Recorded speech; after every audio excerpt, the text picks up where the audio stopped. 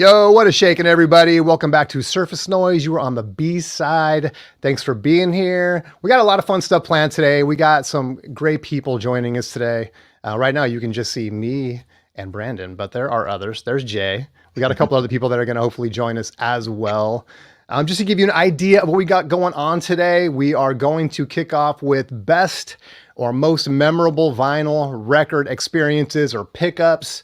And of course, it's always fun when you guys chime in on that as well. We want to know what just epic finds you guys have had or just really, really cool vinyl experiences.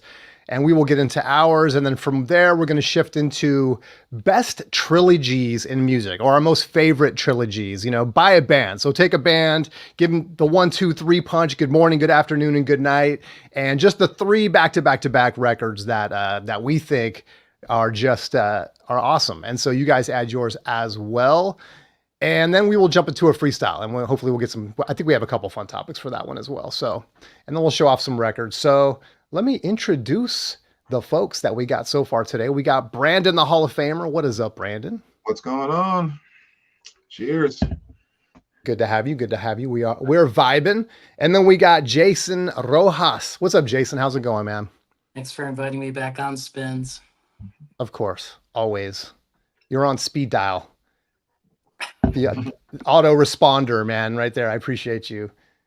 So let's see. We got, what's up, Daydream Vinyl? What's up, AZ Mick? Good to see you guys. So yeah, I kind of want to jump into favorite or most memorable. It's funny, I saw when Chance sent the email out last weekend. Jay, I don't know, did you come up with this? It was so funny because I had the idea to do something like this too, so it was perfect. I'm like, okay, great. Let's talk about, really cool pickups or experience. So having said that, Jason, do you want to kick us off with that? Sure. We're going to do a round robin, right? So yeah, let's do round, I'll save the best for last. How about that? Okay, I love it. So one of the coolest things that I found at Used Kids Records, which is a store in Columbus, Ohio, and this was in the free bin at the front of the counter, and it's the Chirping Crickets, Buddy Holly and the Crickets, the original, I think 56, 58, I think, on Brunswick. So this was free. The price was right. I was like flipping through it, and then I held it, and the owner looked at me and goes, "Yep, take it." And I was like, "What?" So ever since 1990, I think 8 or maybe could be, no, I could be wrong. Maybe 2000. It's mine. Dang, dude. That's a first press, you said? Right. So I mean, if you're not familiar, right, this is sort of like early rock and roll, rockabilly. Buddy Holly, of course, with these glasses. Oh, yeah. I mean, you can't really see it, but those are probably the worst teeth possible. But again, free. Just amazing, Nice. Can't beat that. That's awesome, dude. Just in a free bin, man. So how did you feel? So you didn't even have to go up to the register and embarrass the guy. You just could pick it up and walk out? Well, no, like I showed it to him, and then he just told me, like, "Yep, free, take it." And believe it or not, back then, like, that's the best score you can ever get. I'll show another that'll probably piss other people off, but we'll hold it. Yeah, we're just gonna start off slow with the Chirping Crickets OG right here for free. That's awesome, dude. That's awesome. All right. Let's go around. What do you think, Brandon? You got something? Yeah.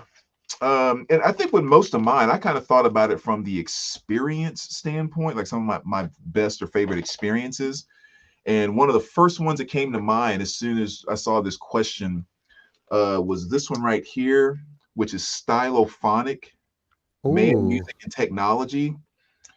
Really cool 3 LP set from 2002. It's just kind of like a dance, somewhat electronic, type of thing. Like not a huge band at all. Favorite song off here is one called Bizarre Mind. When I used to work at a Buckle for a while, it used to come on like, the system that they play in the store. And I just really loved that song. And so I finally kind of researched it, figured out who it was.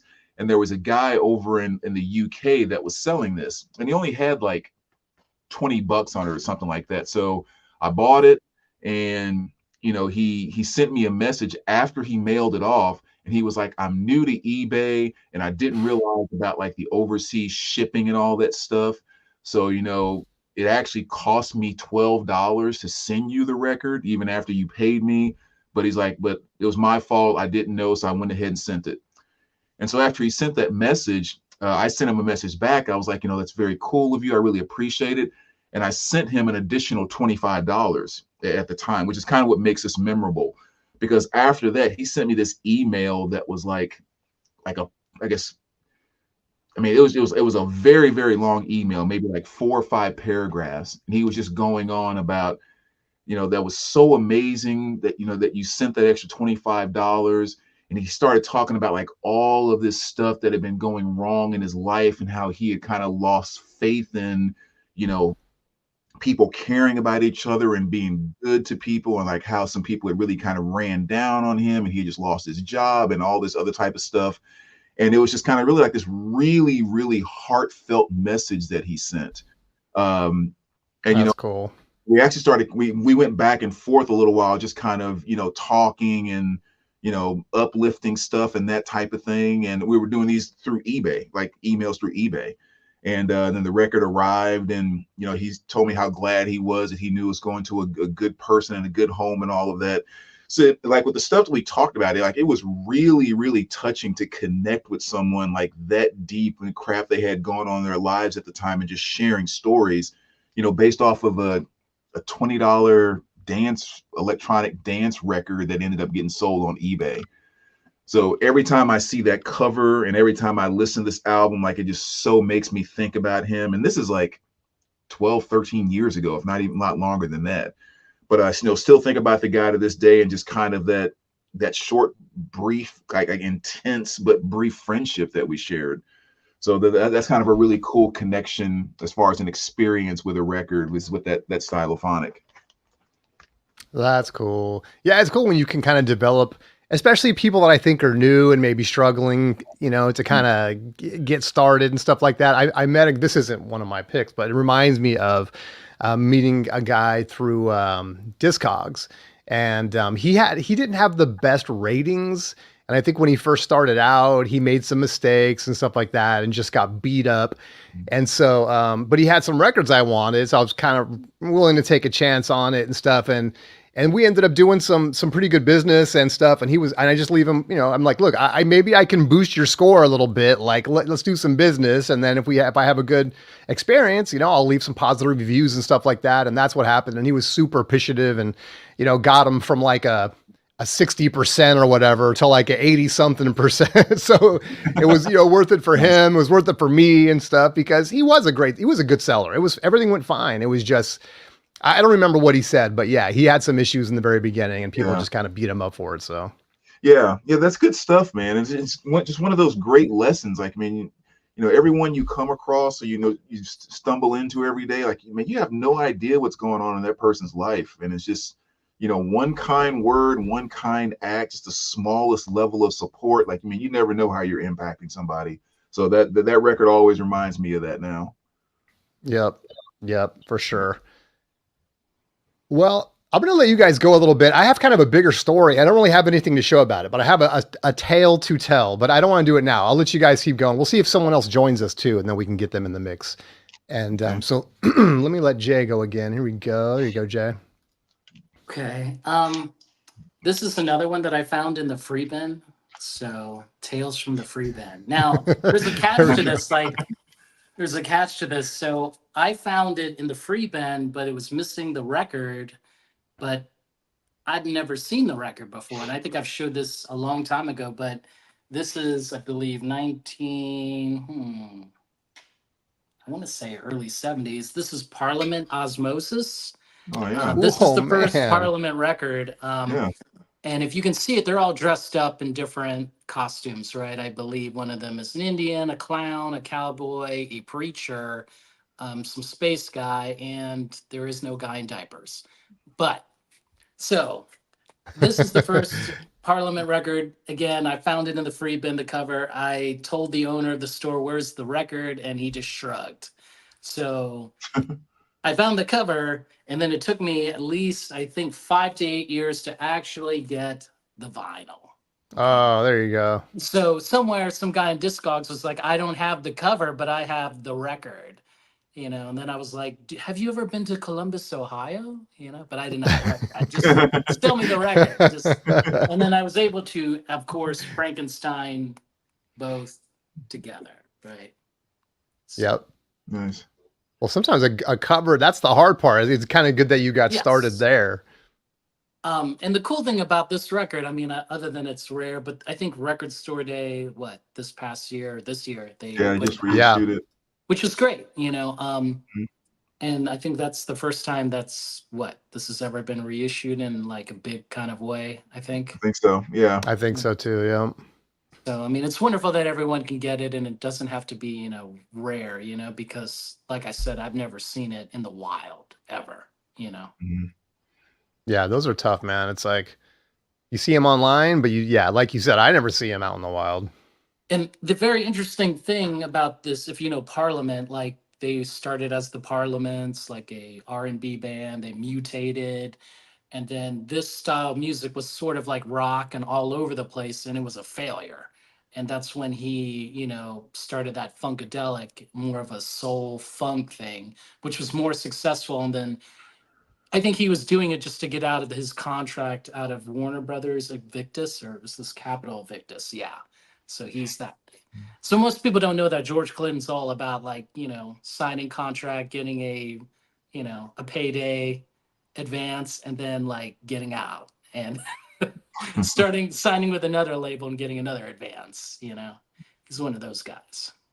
Oh, that's interesting. So he didn't sign like big contracts for multiple, like a bunch of titles and stuff. Like, Well, he did, because I think the Funkadelic is on Casablanca. Or is it? I can't remember. It's such a convoluted history, to be honest. Yeah. That's awesome. Another free bin. Yes. Tales from the free bin, man. Yes. You're right, dude. That's awesome. Do you got another one, Brandon, or? Yeah. I pulled out a few here. Sweet. Let's see. This may not be kind of a find, but it's kind of an experience or a story. This is Boris. You can kind of see their title kind of through there.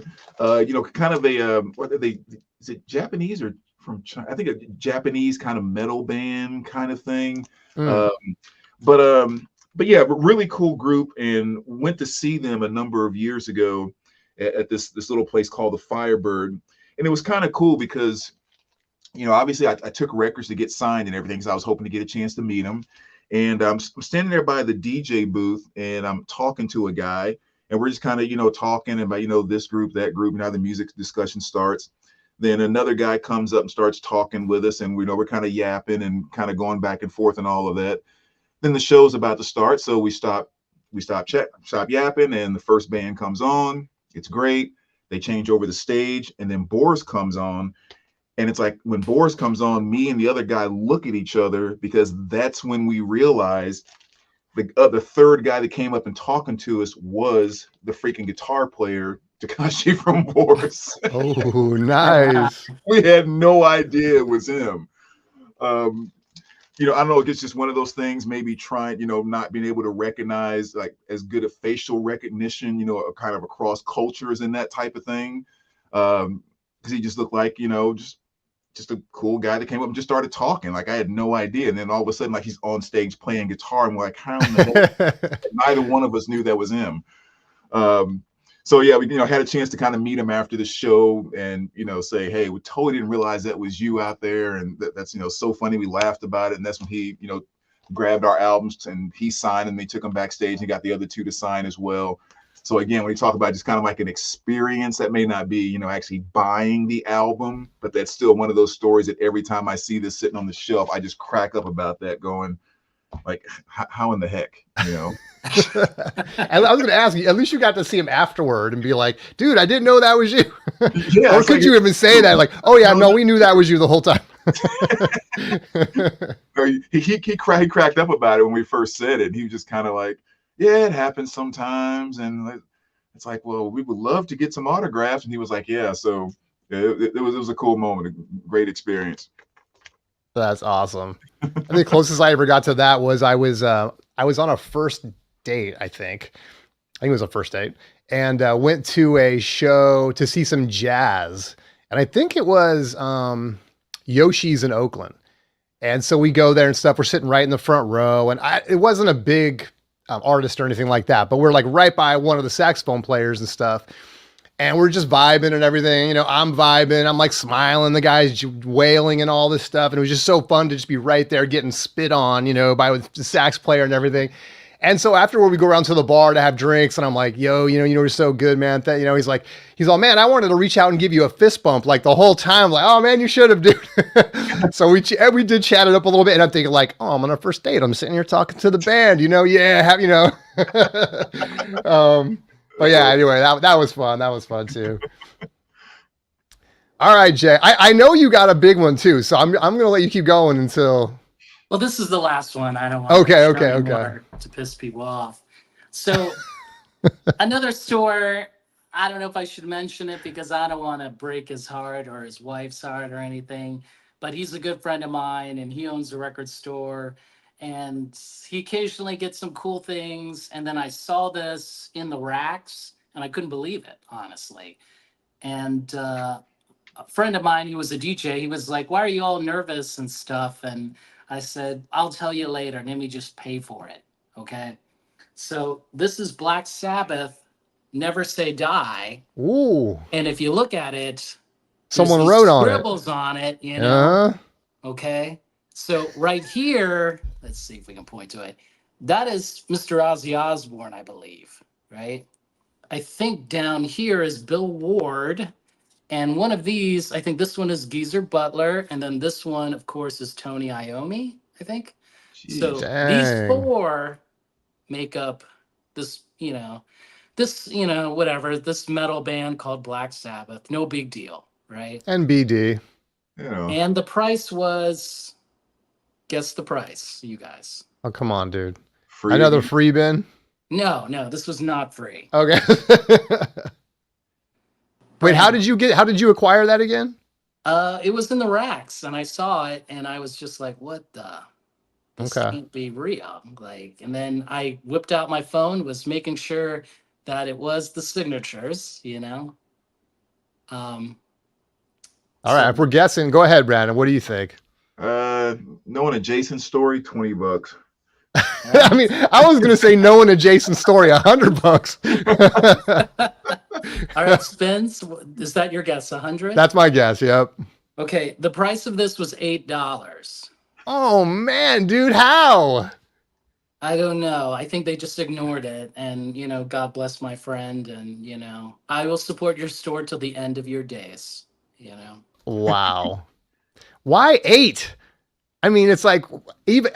Well, I mean, it's Never Say Die. It's the last one. Well, at that time, I mean, that's true. With Ozzy, and it's kind of but I think it's still a great record, and plus, I know it's not the first, Black Sabbath, but it's pretty cool, It's very cool. I mean, you got the man himself right there, man. Ozzy's name's right on it. That's killer. So that is my. I mean, there's a couple others, but I didn't get them in time. So I'm going to end with this is the coolest score, That's just badass, dude. That's awesome. You should just have that hanging up behind you at all times, man. Well, I think, for I think next month I'll just hang it, So, yep. So everyone can just get mad at me, They're already mad at me anyway, so might as well just raise the stakes, right? Yeah, exactly. And if you're going to elicit hate, you might as well go all the way down that tunnel, man. Yes. That's awesome, dude. You got another one, Brandon? Yeah, I got one more we can do. Finish up with one left here. And this is one kind of more so about the excitement of the find. Go into this store, one I go into a bunch of times, and it's kind of a very long store. And they have, kind of some wow wall here, and then one all the way in the very back. So as soon as I go in, I spot this thing like all the way in the very back on the corner. And I remember having this overwhelming feeling of someone is going to grab that before I can make these 20 steps to get to that wall. Like the anxiety, like literally just flooded. And I'm trying to, walk through cool, but also walk through with a purpose. And long story short, when album you can kind of really see from a distance, it was Ooh. this Danzig gold stamp promo with the hype sticker. I mean, get out of here. Oh my God, dude. Yeah, man. I saw that just sitting back there, and I was like, no. You're like, your life slowed down. You're like, no. It truly did. It was like something in a movie where like everything was just moving in such slow motion. Because you're like, I know some bastard is gonna grab that before I make it to the back wall. But yeah, I got back there, grabbed it. Again, fantastic, beautiful copy. I think it was $45. That's what they had on it. Oh man. Awesome grab. So that was definitely one that was a great find for sure. Wow, dude, that's awesome. And you didn't know it was a promo until you got up to it? No, I had no clue. I mean, all I saw was that big white skull, and I was just like, beeline for the skull. That's awesome. All right. Well, I was hoping we'd have some other participants here, but I think maybe because we went live early today, maybe some people got time to mix up. All good. So I got a quick story. It's funny. I kind of wanted to talk about this at some point on my YouTube channel, but I thought, this is a good time to talk about it or to bring it up. It's a story that goes back to my childhood, and I'll try not to I don't know. I'll try to be a good storyteller. Here we go. So 16 years old, living in Hayward, California, probably the end of 1988. And riding skateboards and all that stuff. And I would build skateboard ramps, like out on the sidewalk in front of the house and like ride them. And like I'd meet lots of people that way. Other skaters would come and we became friends and stuff. And then we'd skate, every day after school on those ramps. And but people would always come by either to watch or get their board or whatever. And one time this kid comes by and he's like, oh, hey man, can I go get my skateboard? Yeah, come on, man. Come, get your board. Let's, he's looking for a friend, or whatever in the neighborhood and stuff. And so he skated with us a little bit. And one time he comes over into the house, like, I don't know, probably to get some Kool-Aid or whatever we were drinking.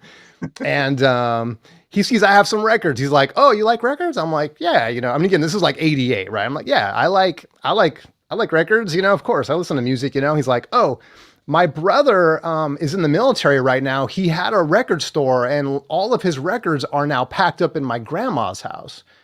I'm like, wow, that's cool.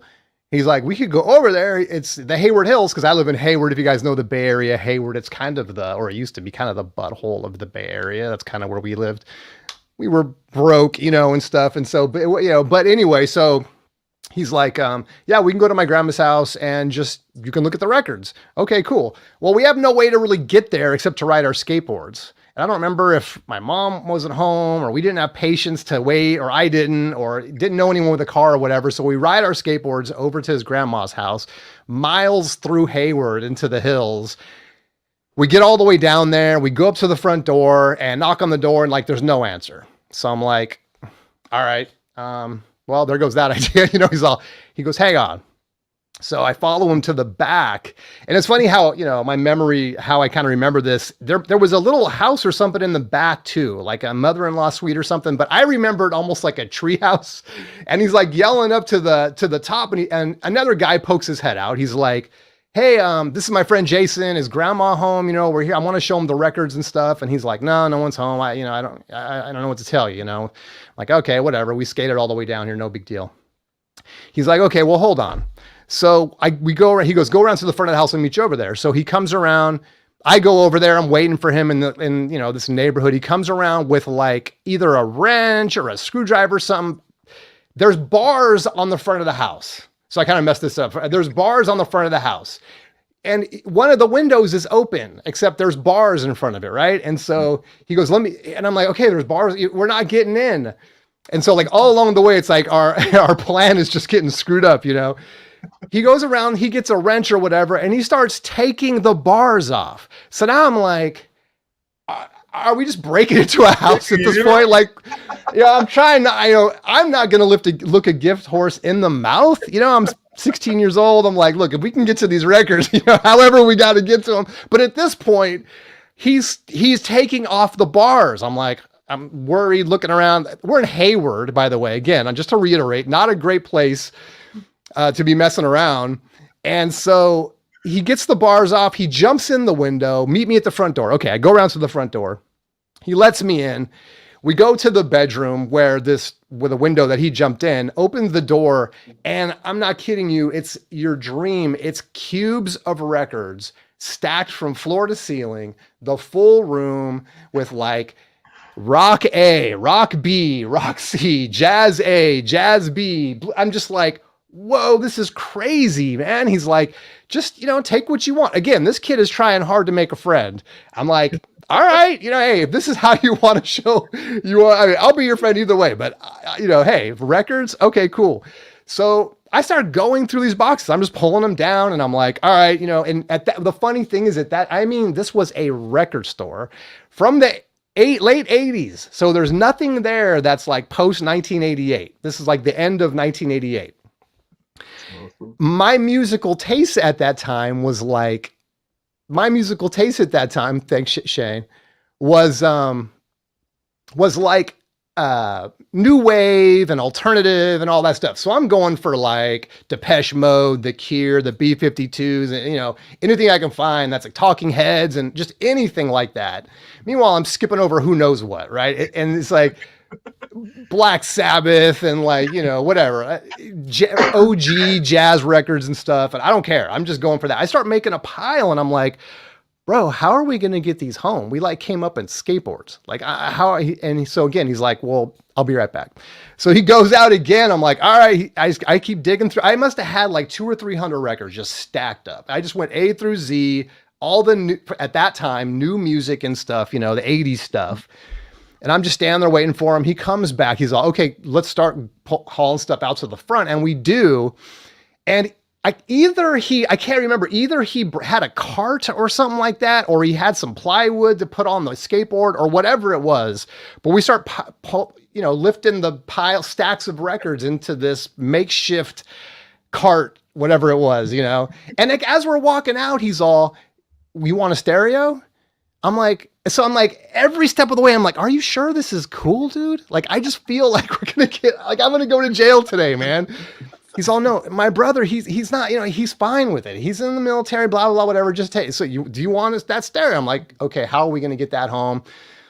It's like 2 tower speakers. It's like a turntable. It's a tuner or whatever, an amp. And we just start stacking it on, dude. And we're like holding this thing. It's like, how are we even going to get down the driveway, let alone all the way back to my house? The sun is going down. It's late in the year. Commute traffic is starting to kick in. And we just start going. And the thing I remember most about this trip, as we're going down curbs and up curbs and shit's falling off the car, and we're like balancing this thing going 1 mile an hour back to my house. And people are driving by. And again, this is Hayward.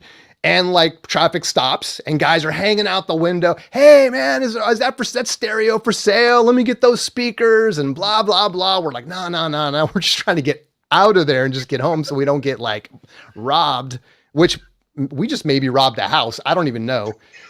Anyway, finally get to my house, unload everything, the records and the stereo. And I just keep waiting for a cop to come up behind me and arrest us and all this stuff. And so, that's the story.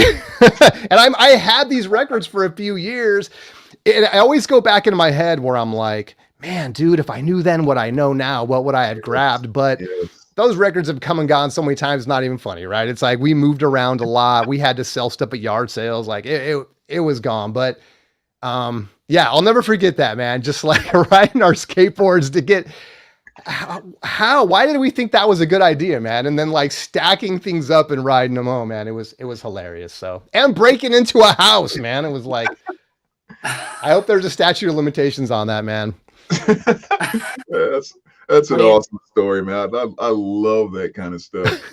Absolutely. How old were you when this happened? I was like 16. I mean, this was like end of 88. So I would have turned 16 in October.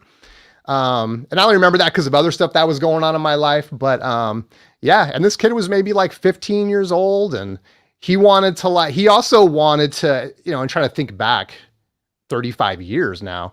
But it's like he liked my cousin and stuff, you know, and so yeah, he was really trying to like, you know, make friends and stuff. But it was like, That is man, so dude, we went a cool. long way. That's a That's long way so to go.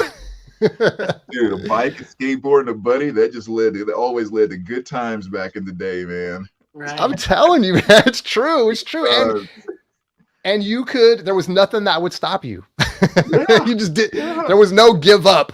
exactly. Yeah. Can I tell like maybe like you make me want to tell this story really quick and Oh, maybe like just absolutely. like 90 seconds here because it's somewhat on the same lines, but um, it's one that I love to tell every time I get the opportunity to tell it. Um, like when I was in around fifth grade, I grew up in Southern Illinois in the Carbondale area, and I always kind of say on the wrong side of the tracks. You know, I was in like the Oak Street projects and, you know, just everything that kind of goes along with that. And up to that point in time, the only music I really listened to was like gospel and R&B, maybe some disco coming out of the 70s, but that was about it.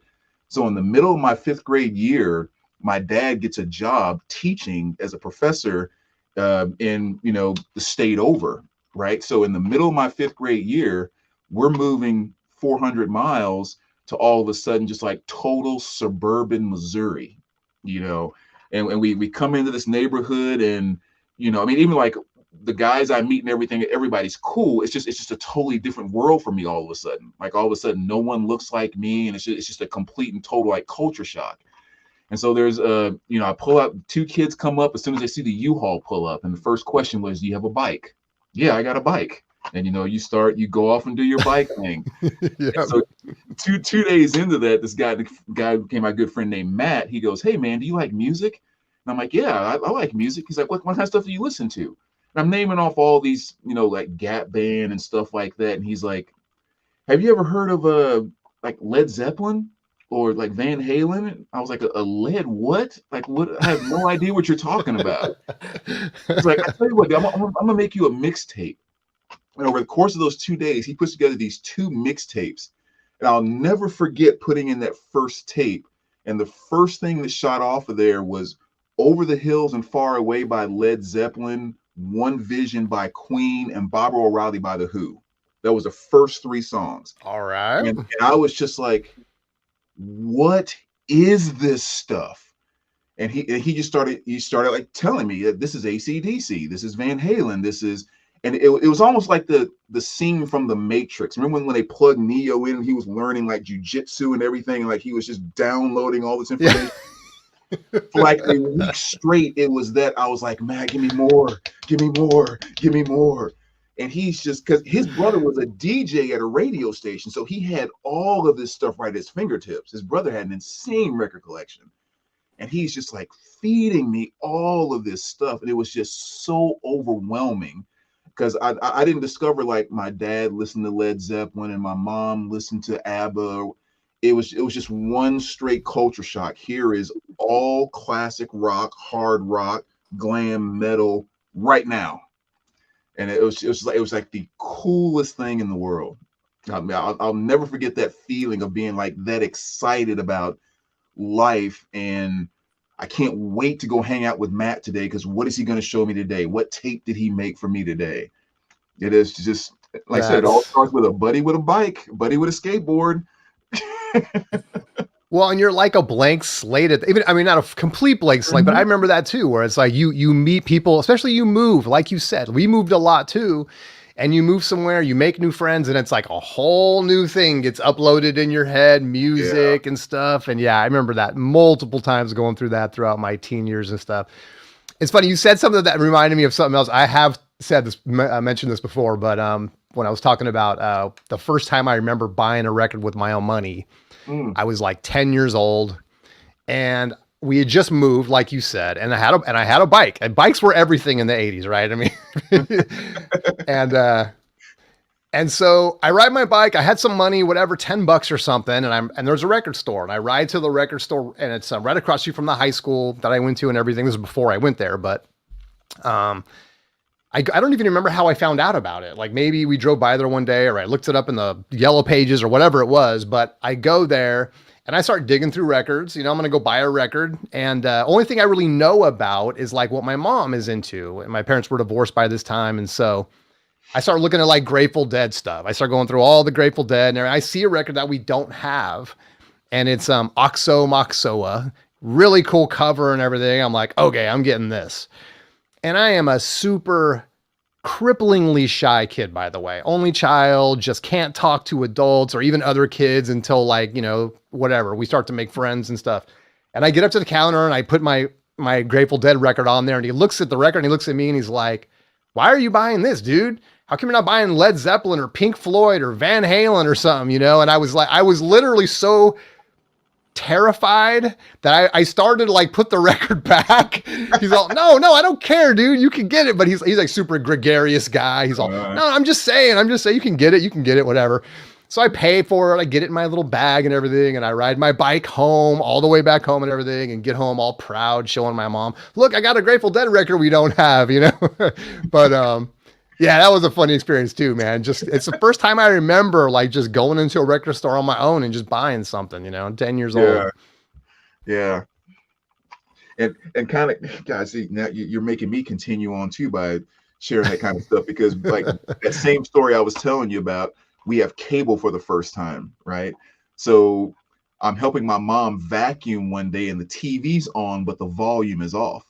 And all of a sudden, like I see this really cool guy with like this cool haircut and he's making all like these badass faces and everything. And I'm like, who is that? And so I turn the vacuum cleaner off and I go over to the TV and turn up the volume. And it was the video for Billy Idol's Eyes Without a Face. Oh, okay. And I didn't know at the time, but that was my first experience with MTV. That's what this channel was. So I remember after seeing that, I remember telling my mom, like, if there's anything I can get for Christmas, I want to have that tape. Can you get me that tape? Can you get me that tape? And sure as heck, like that right there. Oh, there it is. Copy that she bought me for Christmas. What? Like 5th grade. Oh, that is so cool, dude. This thing has followed me around ever since. So this was the first like official album I ever got out of the store was Billy Idol's Rebel Yell.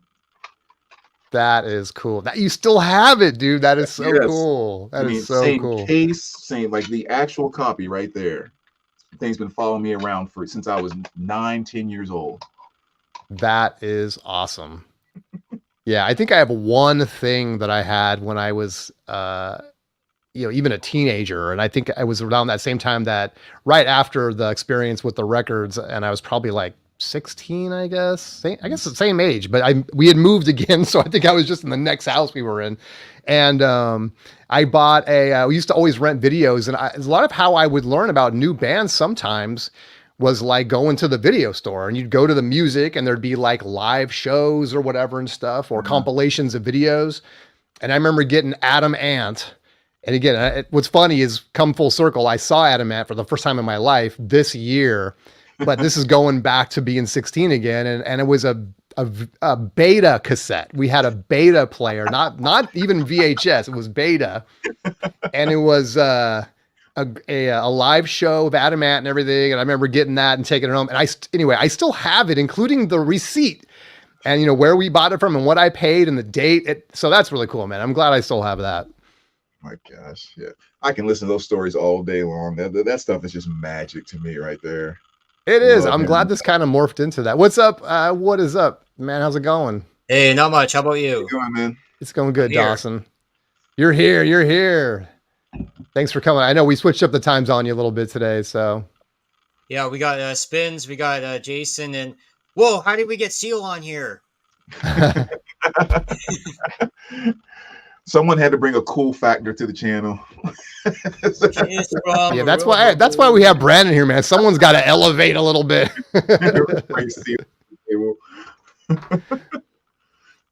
So what's up, man? There's still time. Do you want to? You have a story? Do you have a record to show? What's your big pickup or your big experience? So the big one is the most recent one. A few days ago, I went to a kind of a small record show, pop culture small Comic-Con thing, and it was in like some guy's house with a garage, and there was people there, so it was safe and stuff. It looked like a store in there, and then you go in the other room and there's video games, and then there's just like people walking in and out.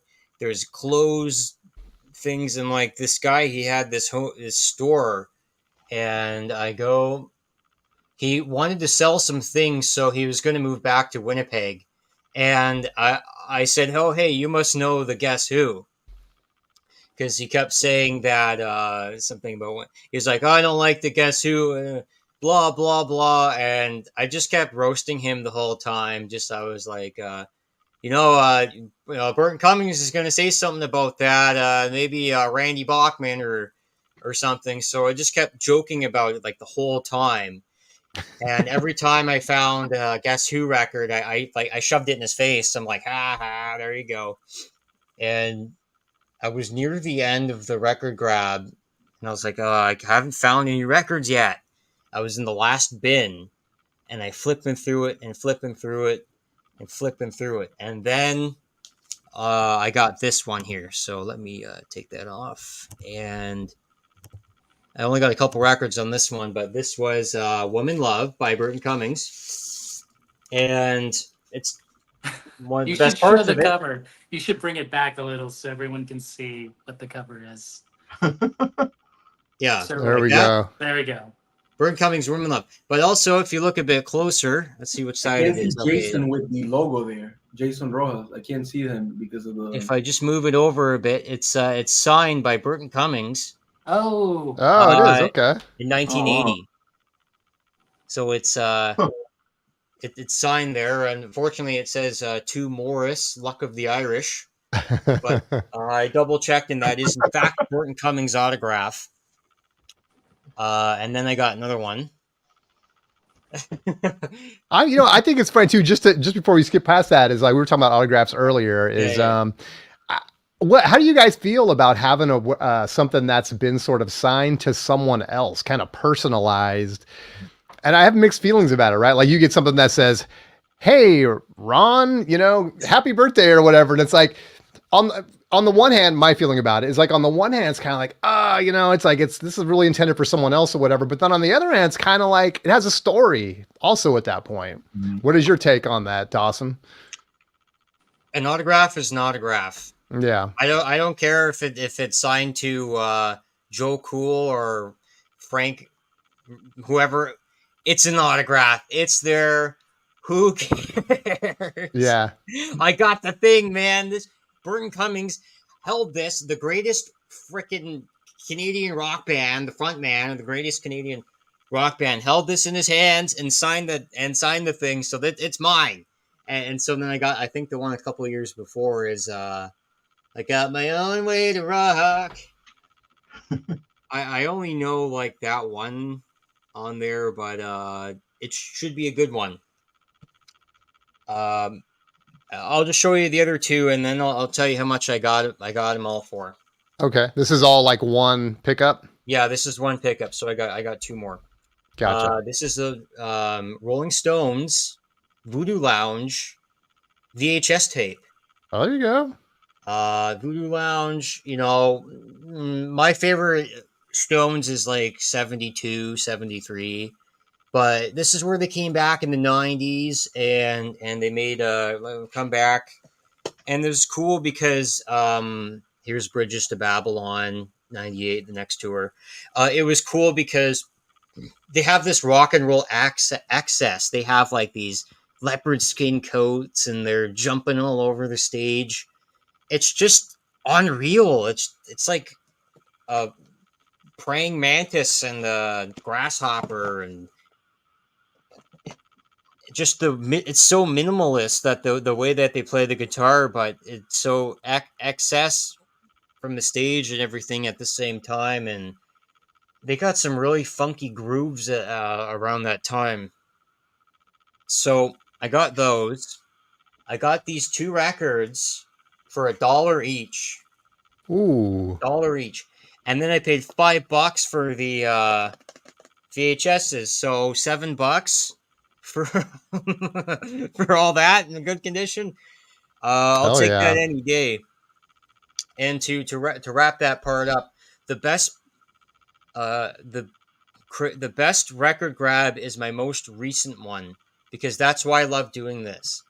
So my best record grab is going to be my next one. They get better and better each time. Very nice. Yep. I love that, man. That's cool. That's cool. Jose, are you out there? Okay. Let me know when you pop back in. Yeah, that's hella cool. That's a great way to look at it too, man. It definitely feels that way for me too, because I'm like very much these days. I used to be someone that was more like go to the record store and get what you got to get what they're going to give you, right? It's like whatever's there, find something, bring it home. But now I'm very much like I'm looking for specific stuff, and so it does feel very much like the best grab is always the most recent grab because that's the one I've been working for or hunting down or whatever, So yeah, I agree with you there. Yeah, and what you were saying about going back to what you said about the autographs. Mhm. I've always been one that, like, I maybe have 2 or 3 in my collection that I picked up by accident. Like I have like a gray slick autograph and a couple things that just came out of some radio stations that were going out of business.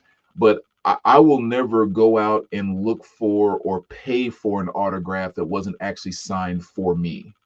There's a lot of meaning that's missed with. Now, granted, like what Jason showed a moment ago with the Sabbath, it's like, well, give a crap who that's meant for. All 4 of them signed it. So I mean, obviously you use, I guess, common sense, if you will. But just in general, if someone gets something signed, they throw it on eBay. Like I would never buy an autograph off of eBay or something like that. It needs to be for me.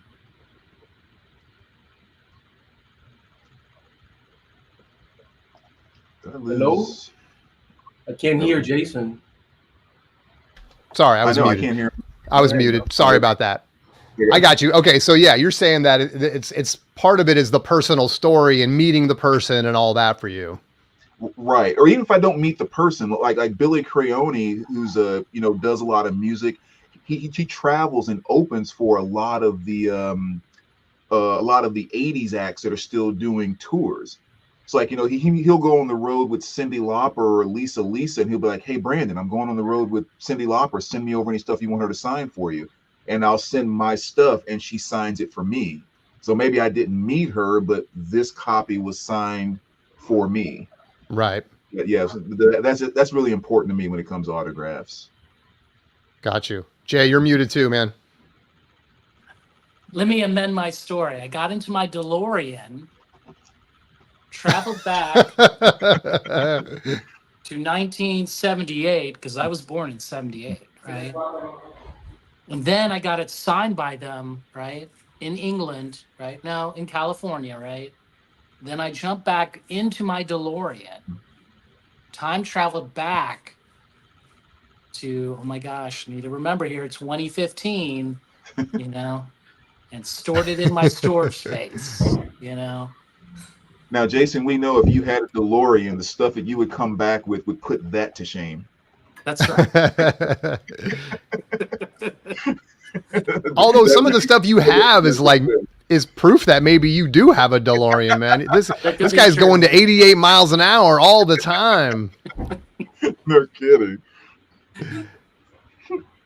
Jose, I want you to chime in on this if you want to, but I see you stepped away again. Jose's going to show his signed Adam Sandler records and his signed, Rodney Dangerfield records. We're waiting. So Jay, on the topic of Michael Fremer, do you is one of those that you have signed, or is it I can't remember, or is there writing on it or something, or? It's like a promo. Like, okay. I don't think it's signed, but it has like a promo from his lawyer, which could be his father. It's kind of weird. Where's brother? Really? I have no idea. When did that record come out? I think that came out in the I want to say like late 70s, early 80s, I think. Okay. So So I mean, right before. at that point, I think he was a radio DJ. If I don't know if you know his history, he was a DJ in Boston, like New England area, and then he thought he was going to do comedy. He came out. That's like the only record on that label. You know, Oh, really? Okay. yeah. But I've heard that he'll sign the record because I think Nick Pantazzi he's got assigned from a record. So if I send it to Fremer, and then I can fulfill this panel's wish that it's signed to me. Yeah, exactly. Yeah, the furthest back I remember him in terms of talking about his history and stuff was working on. I don't know what his position was, but working on the Tron album, right? When when Yes. Tron came out, which is interesting because when another story about like being a young kid, I remember being 9 years old because again we moved around so much. Like I can remember where I lived and I'll know the year because I moved like every year. But we lived in Concord, California. My parents were separated. My mom was dating a DJ. And so he would buy me records till I get in her good graces, right? So if when a holiday came Wow. around, it was like, and I remember him getting me the Tron soundtrack when it was new, and then the Raiders of the Lost Ark story, the story of the I showed that on the stream once, with the booklet and everything inside. So I remember those. I still have those records, but yeah, it's funny. I think about Tron. I'm like, man, I remember seeing the movie in the theater and pretending that I was like riding a light cycle around the house and everything, and then having the soundtrack and stuff. So it's funny that Fremer has a tie to Tron too. Cool. Jose, what do you got, man? We'll jump in before we go to the freestyle. Now you're muted. Oh yeah, I have crazy hair now. Well, I wanted to show some records I got signed last week. So, for example, all the records I've had to this point, I can't see Jason's face, which is very funny. Oh no, sorry. No, don't worry. Because I of thought the this logo. was. All the signed records that I have are records that were signed to me. There are certain specific bands now more than ever that I think it's easier, quote unquote, to get stuff signed. Like when you buy them from them. For example, if you like Swans or anything Young God related, the singer for the band Swans, he signs everything he sells on his own website. So everything you buy comes signed, blah, blah, blah. And all the other records that I've had, when I've gone to see them, he signed them for me. But up until last week, I didn't own any records that were not signed to me or that I didn't ask the signature. And the only reason I bought them was because, well, first of all, it's a very rare record. It's an experimental record from here from Mexico. But I bought it. So I'll show you first this one, which is pretty rare to get. It's called Interfase, or you can read it in English, I guess, interface. But this is a really rare record. Experimental music. It sounds a little dated if you want to know the truth, but it's experimental music from this specific region where they didn't have access to a lot of bigger and technological advances. So it sounds a little bit like what they had at the time, right? Making the best out of it. But I bought it because they told me that this collection was bought from a DJ from here, for where I live. So I bought it, and it's signed to his name, Alfonso Teja. So I sort of was like, I think I've heard that name before. So I bought it, and then I looked the guy on Facebook, and it turns out I have a lot of friends in common, like a lot of friends in common, like 30 or 40, something like that. So I was like, well, I'm going to add him. I add him, and I told him, hey, I just bought this record. It was signed to you. And he was telling me how he was like into very early rock and roll, like 60s bands from here, from Monterey, and how he had a radio station job for 30 years and all these bands that he interviewed, blah, blah, blah. And he said, well, I sold every single record that I have. I already sold it except for 2. And I was like, oh, shit, all right. What I think this one was 84. I think it was 84 or 86. But so this has ties. Antonio Rusek, which is among the first electroacoustic artists from Mexico, he had a label, and this was released on his label. That's one of the reasons I bought it. But so he said I only have two records, and I didn't sell them because they were too weird, and people, I don't know if they wanted. So he sent me a photo, and I was like blown away because I've been looking for this record for 4 or 5 years now. It's an experiment. Again, it's no one's ever heard about it, but it's so scarce and weird that I was happy to have it. So it's called Los Valses de Alejandra. So it's like the waltz of Alejandra, and it's a compilation of Mexican, Belgium, and French artists, and they're all doing waltz, hence the name. Like in varies guitar, piano. It's a little noisy over there, but it's mostly like sort of like classical-ish, avant-garde type music, contemporary, and it's completely signed inside. I don't know if I'm gonna be able to get it, but the cover is like this. Yeah, It's paper, that's funny. right? Wow, that is thin, dude. Wow. It's bendable, yeah. So this is like a sleeve, but that's the so I put the record outside, right? But that's the actual thing. So I was thinking about it when I got it. Like, is it worth it that it's signed, or is it not? Because it was not signed to me, but the fact that it was signed to a important artist from my town where I live, and that they actually like met them and invite them to their show, blah blah blah. I think that's pretty cool. For example, this insert, look at this. It's like one of those like old computer paper. Oh yeah, dude. It's all like what do you call it? Biographies of all the artists. It's numbered 223 out of 560, something like that. So that's pretty weird. And then this is the actual just cover, and it's just like insert. And again, it's like signed by most of the people involved. Oh, that's cool. That's neat. So I think like as autographs go that are not for you, there could be like a very small margin. I agree that I wouldn't go my way. And if it doesn't have a name like to Edward or whatever, I would buy it. But like books, I have books that are not signed to me or whatever.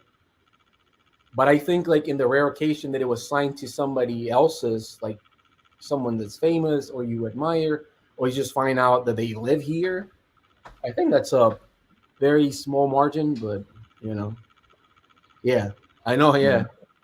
That's crazy. When you said that it belonged to that guy, was part of his collection, I thought you got it from him. No. So he that's crazy. He saw an ad on Facebook saying like, we buy records, right? Like everybody's local record shop probably has like ads everywhere. And he saw it and he sold every single record he owned. I think there were more than 5,000 records. I think he sold them all to the record store for like $500. Like 5,000 records, and they were all like mint condition, and they were all promos and stuff. Not only in Spanish, but a lot of in like in English. So he had a lot of rare stuff, jazz, a lot of punk. So the fact that he had like a lot of experimental music, I think it's interesting, just because it was sort of like a reflection of what was going on musically, that it got to the point that it became a part of radio stations, because it's not, like this type of genres is not really radio friendly. So the fact that they existed in the sense that part of the government and part like a lot of researchers and people that had PhDs or work at universities, blah blah blah, they were doing this type of music, that it's not per se the most popular one at all. I think it's pretty interesting. So I just wanted to, I have other signed records, but this was like the better story, I guess. That's Yeah. cool. Like everyone, I think everyone showed signed stuff except me. So I had to pull one out. I only have one signed record, I think. Oh, really? And I got it off the website. So I think Jose mentioned getting them off the website, and I think he signs every copy, and it's Cherry Poppin' Daddies, Zoot Suit Riot, you know, the swinging hits of the Cherry Poppin' Daddies, signed by the lead singer Steve Perry, Oh, that's and cool. he even draws a little martini glass and everything on there. So I thought, oh, that's cool. That is cool. Plus, I can say I have something signed by Steve Perry, even if it's not Steve Perry of Journey. But anyway, It's a different guy. yeah, different guy, same name, different guy. So that's cool. That must suck. It's Cool. like what is it? Office Space, right? What is it? Well, here's a question though.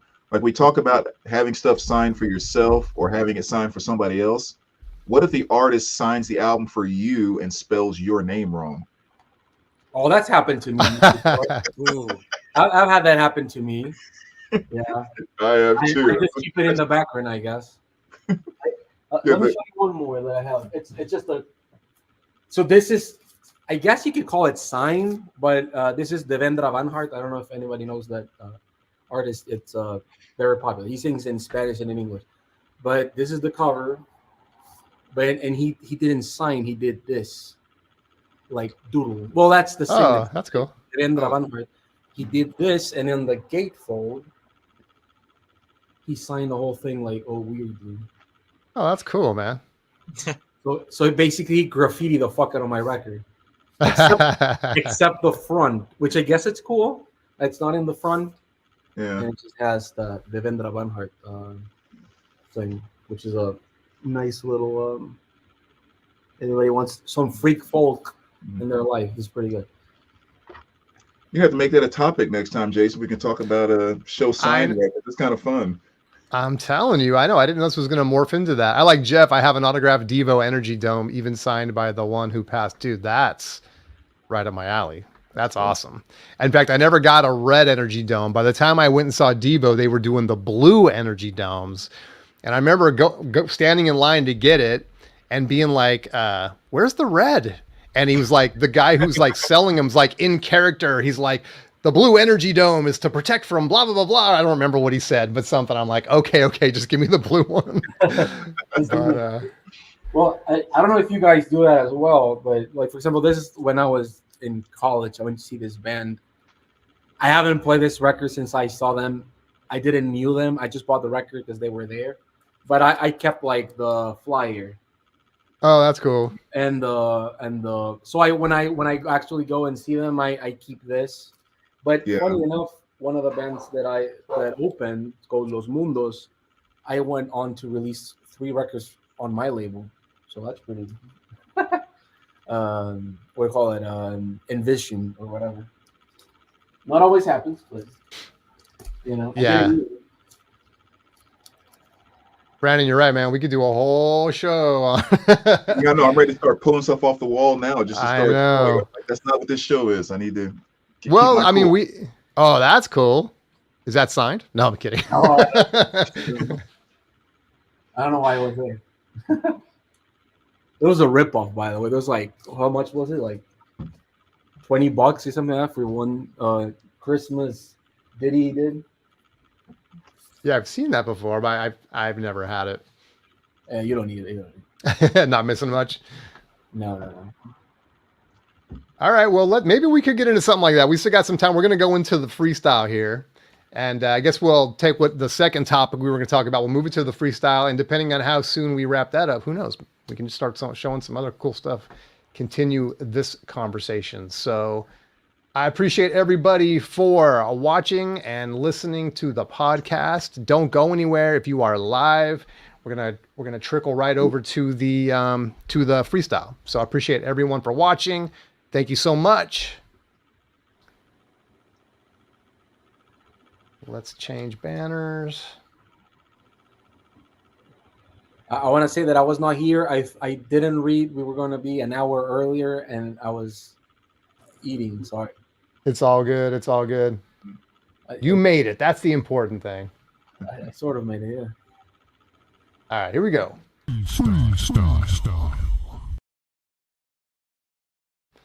All right.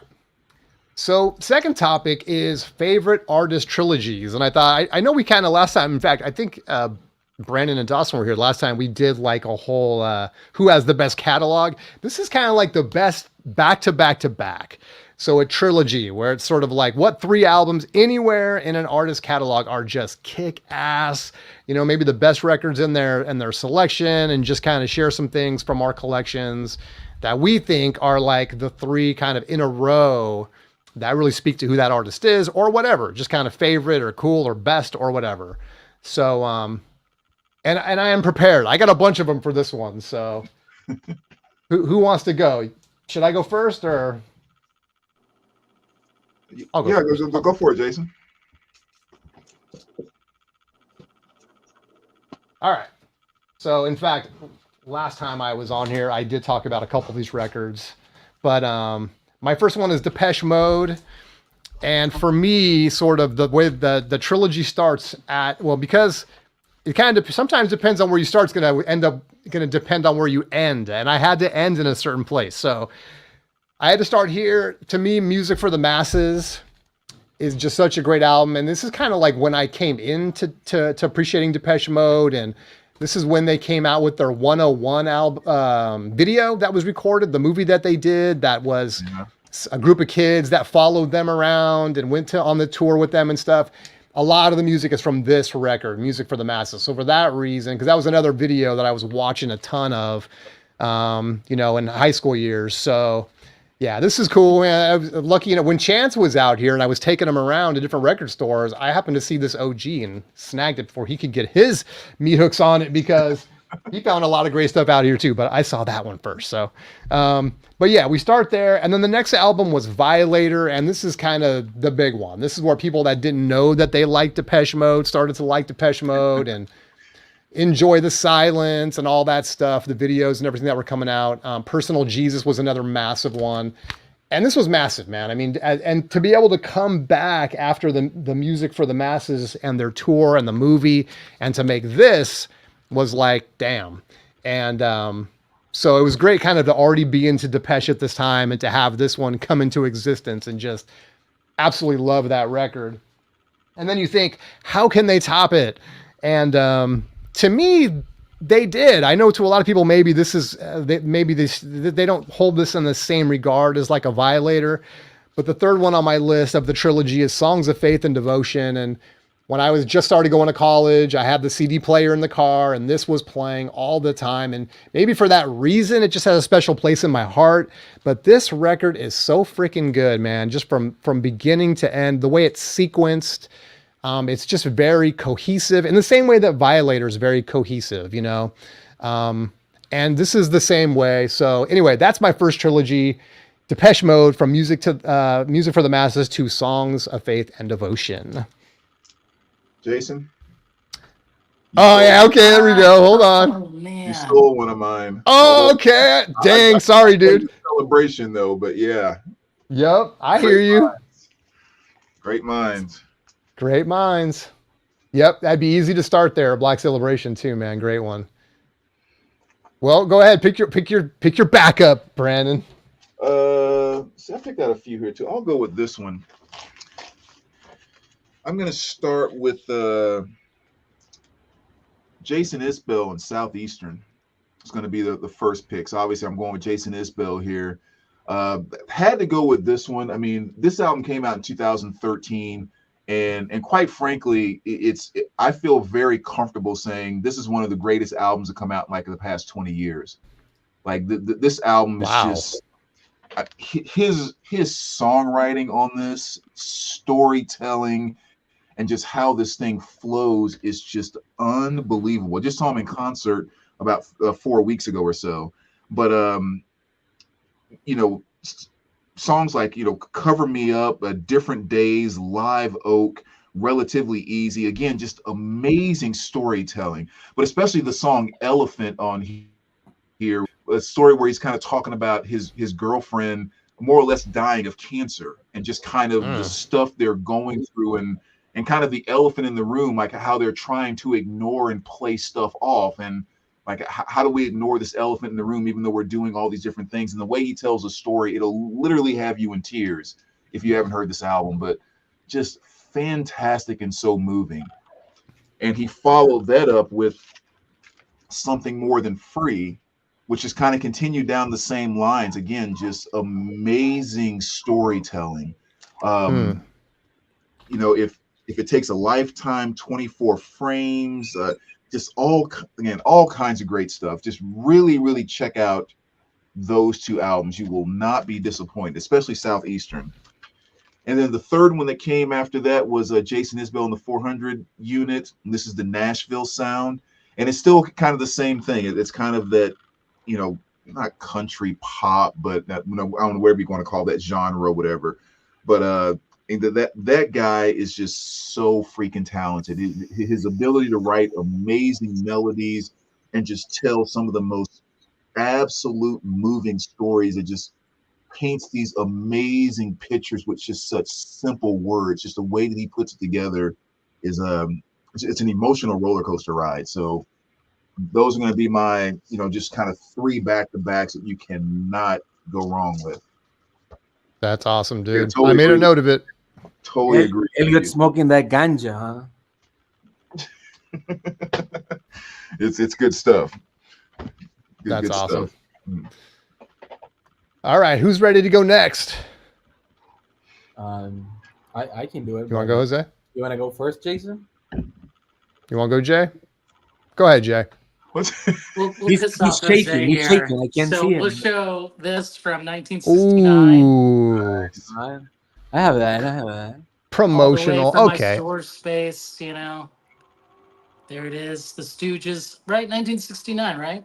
Yes, Sounds right, yeah. And then they followed it up with 1970 Funhouse, right? Love it. Ooh. Let's see how much I bought it for to piss off Jose. Oh, come on. You know how much I pay for my promo copy that I have? 0 pesos. Oh man. That's cheaper than $5. And then they followed it up, right? The sleaziest one of them all, right? This Oh. one. Yeah, not my Raw favorite. Power, right? So in a way, like it's kind of like this one. I think, of course, a different sound, right? Different guitar player, more Stones, you know, Yeah, more, little bit more variety. The bass player. Yeah. More of that Mick Jagger, Keith Richards vibe here. Yeah. Bowie-esque.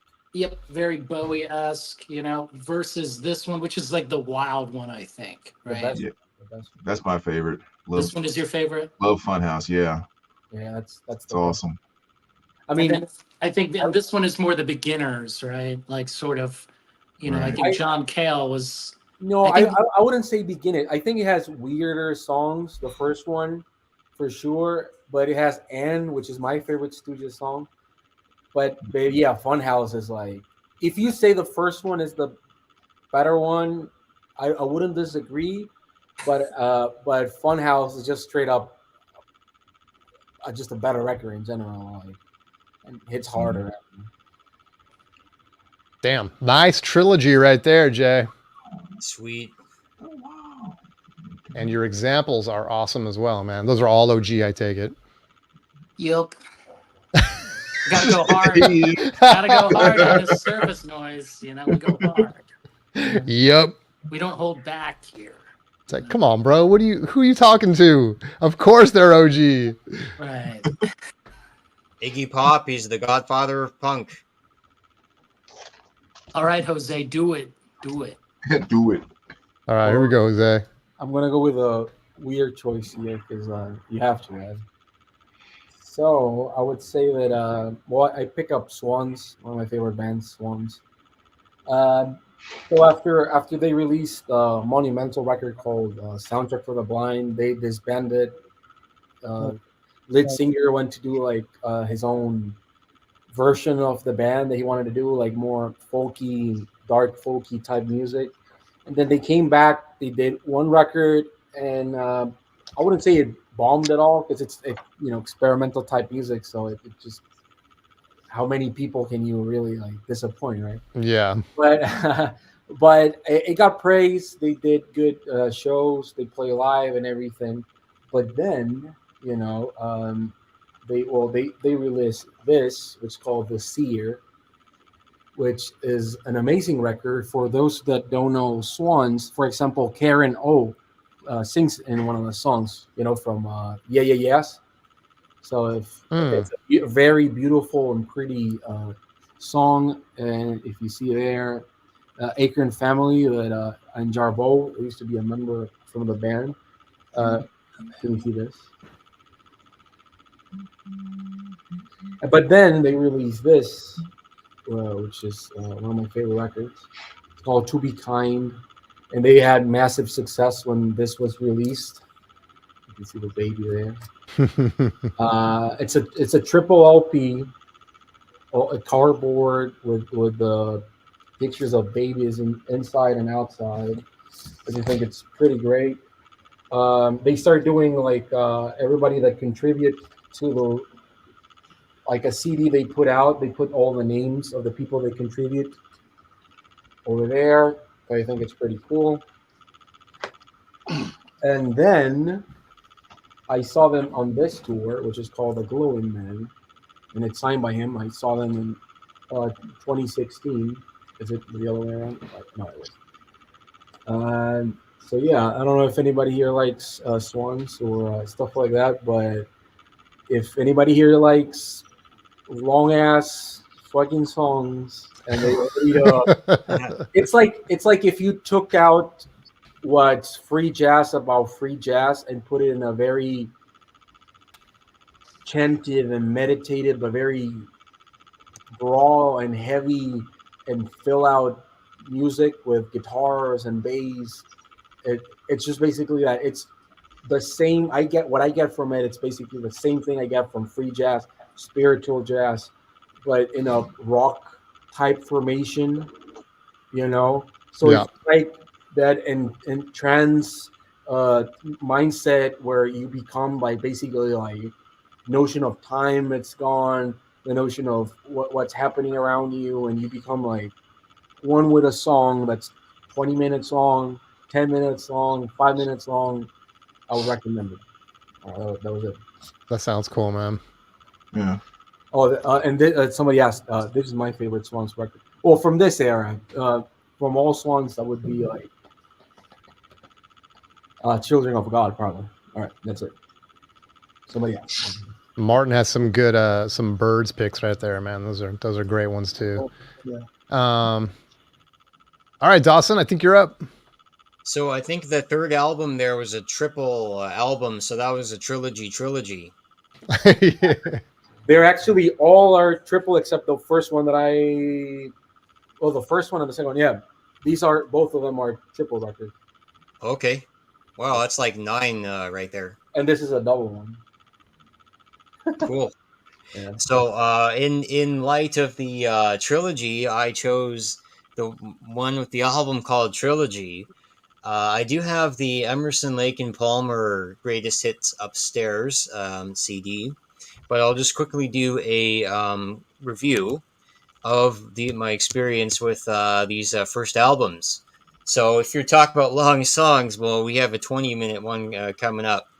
So yeah, you take the first ELP album. It's a little bit rough around the edges, but when you get past the Barbarian, you get to Take a Pebble, and this is where you get a taste of the early prog rock and around that era.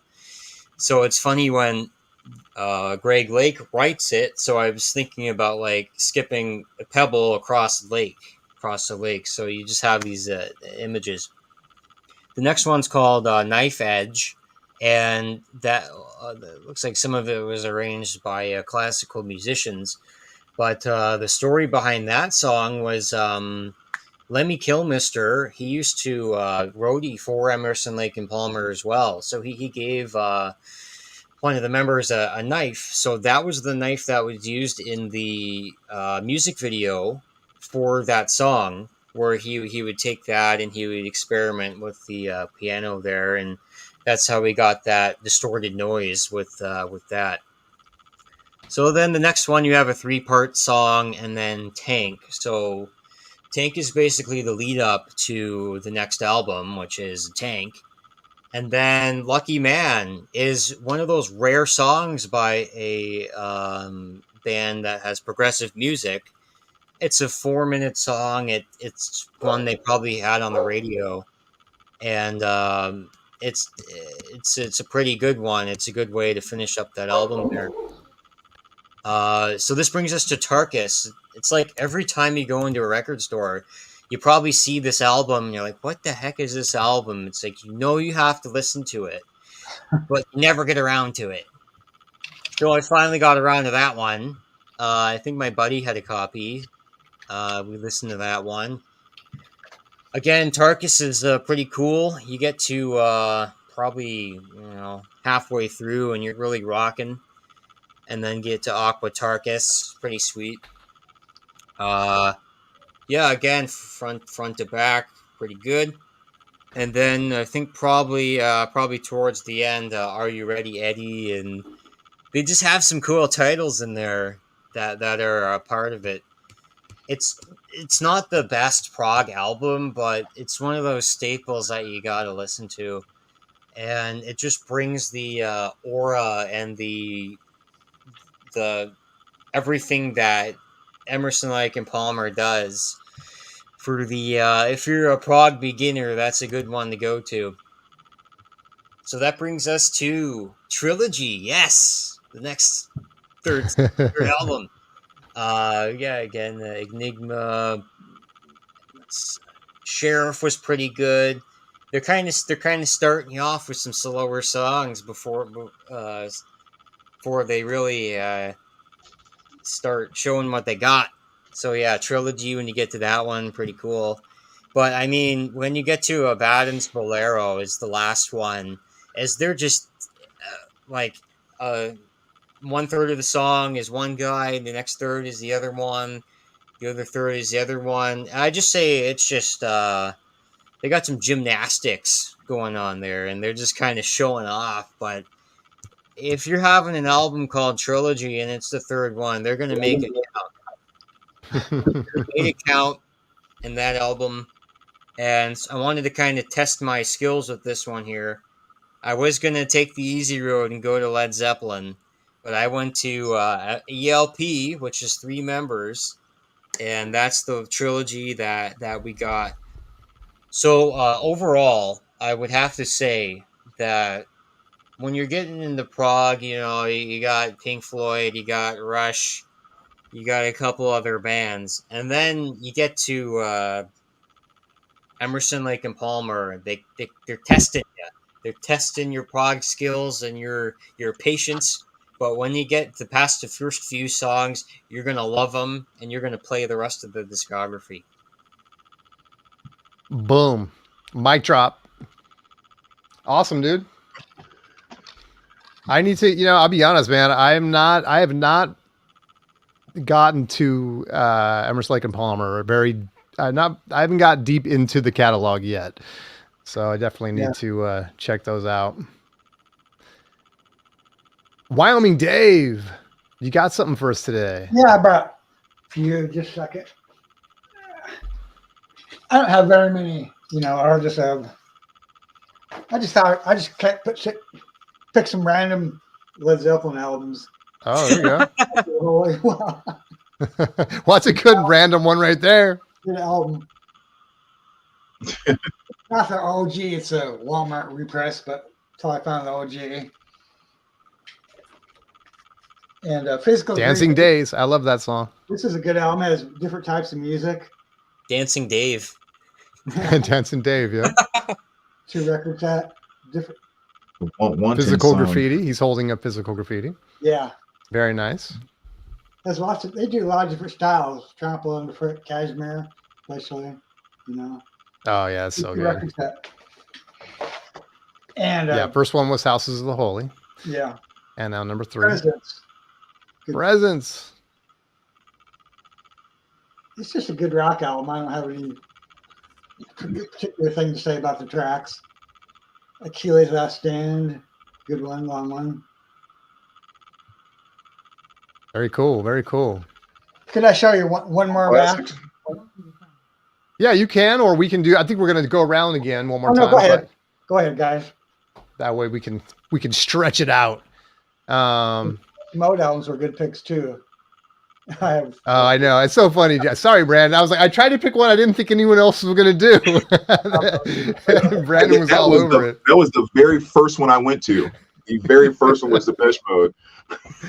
That's awesome. All right, let me go for my second one here. Let me go with this one. I don't know how we're going to get through tonight. So I had to do Prince. Again, it's funny. I tend to pick up these trilogies, and today's picks are ones that I grew up with, starting with the young days. And so I think the first one for me to start the trilogy off would have to be Controversy. And I remember having this cassette tape and listening to this thing.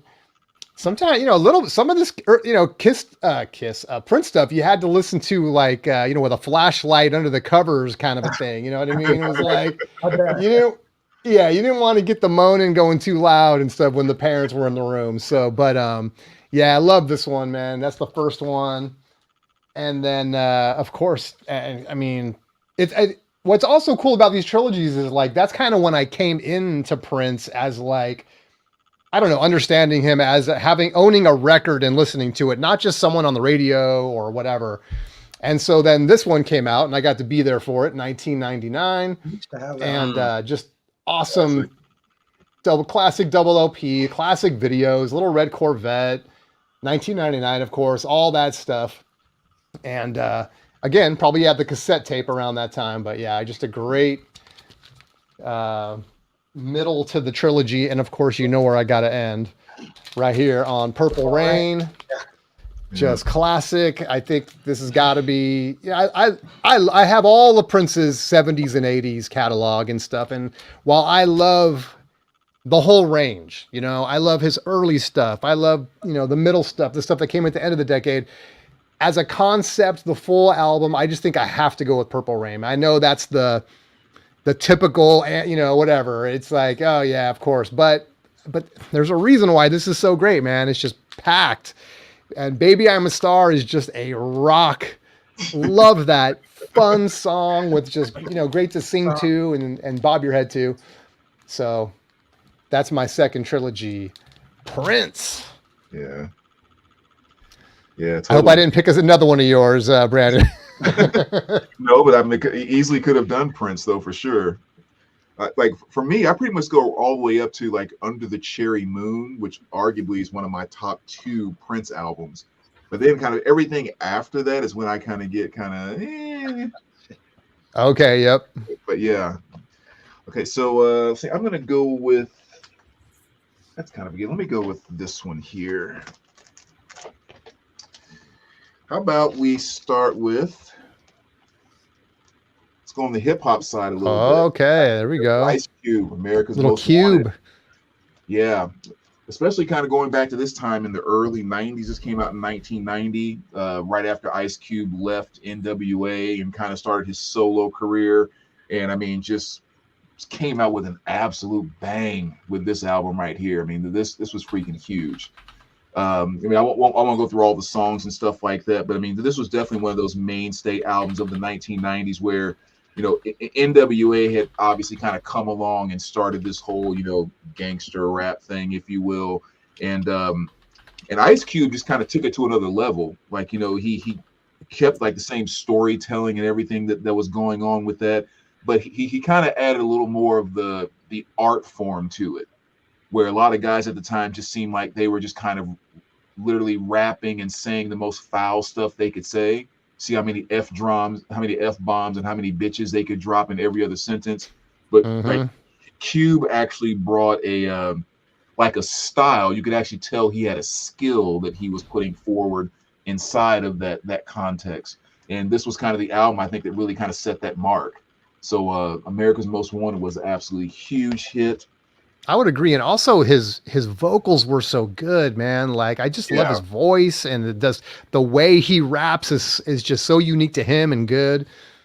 Yeah. Yes. Some guys just the way that words and syllables roll off their tongue is just like they were meant for that. Yeah. Like Rakim, Cube, like, all those guys. And then he came right back with the Death Certificate, which was another fantastic one. He finally cut off that Jerry curl, which was kind of nice. That Jerry curl's getting a little rough, but this is 1991, and again, it was just another absolute huge follow up with stuff like My Summer Vacation, Steady Mobbin', and then of course one of the first big dish songs, if you will, in kind of the hip hop world, which was No Vaseline. Yep. You remember that? Because I guess after the first album, there were a couple of remarks that NWA made on their follow-up album about Ice Cube kind of being a little bit of like that Benedict Arnold, like he was kind of a sellout kind of thing. And he came back and just blasted them on that song. And just one more thing that kind of took him up to another level. And so then after that, he came up with The Predator. And it was just, these first three, Cube just absolutely killed it. Couple albums after this that were okay, but these three are just kind of legendary throughout the history of hip hop. And of course, here you had stuff like Wicked and Check Yourself with Das Effects and a number of other things as well. So just It was three, a good day that one too. three legendary hip hop albums right there. That's a heck of a trilogy right there. Yeah, it is. That's awesome. Are we at Jason? I'm sorry if I'm going out of order here. Are you good to go, Jay? Yep. This one's for Mr. Stunty. We'll show it. And for Spectrum Archives, we'll start with one of my favorite bands, Broadcast, right? So I believe, Jose, right? This is 2000, right? 2000 exactly, yeah.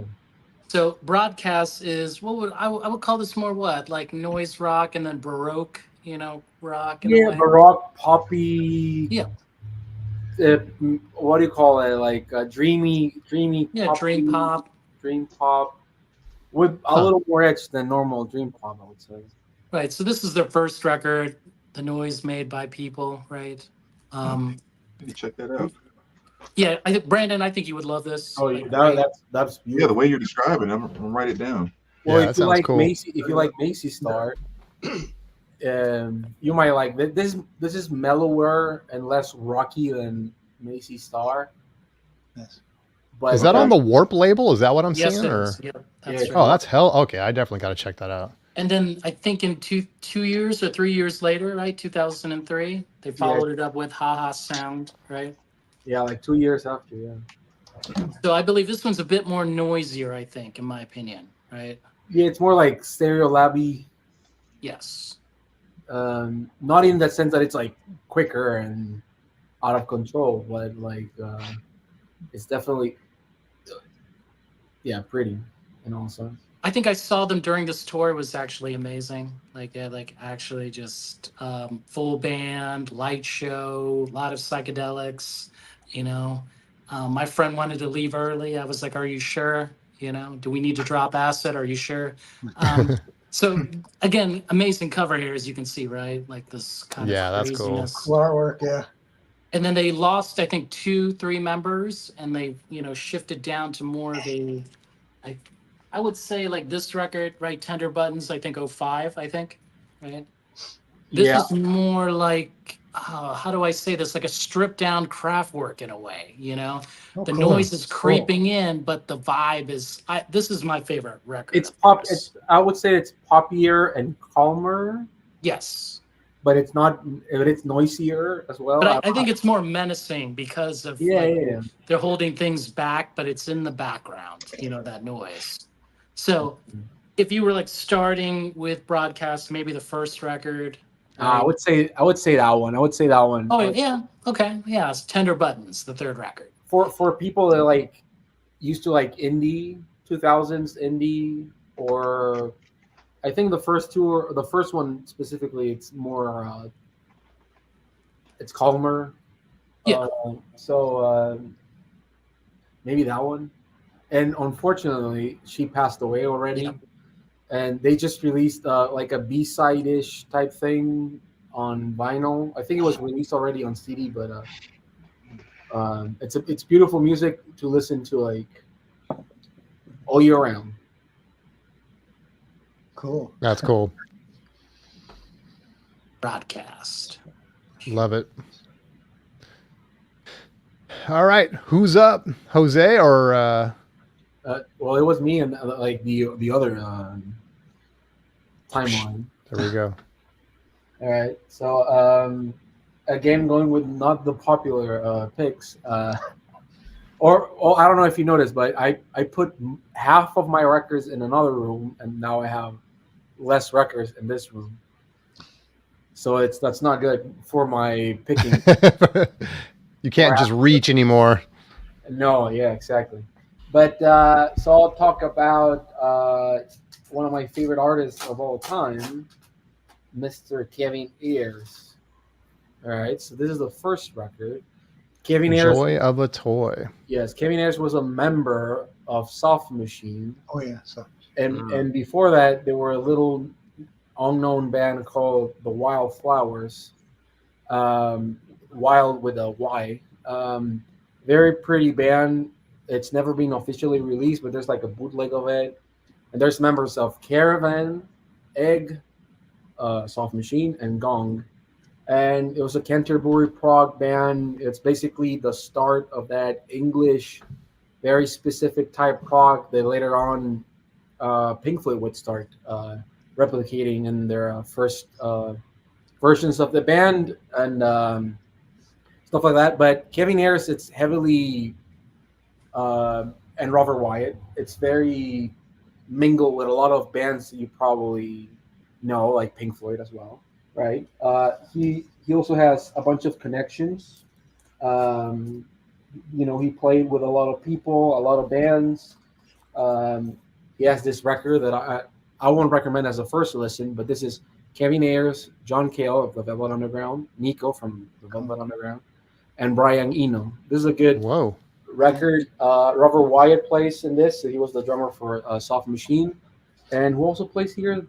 Mike Oldfield, right? So Mike Oldfield was, Tubular Bells, the music for The Exorcist.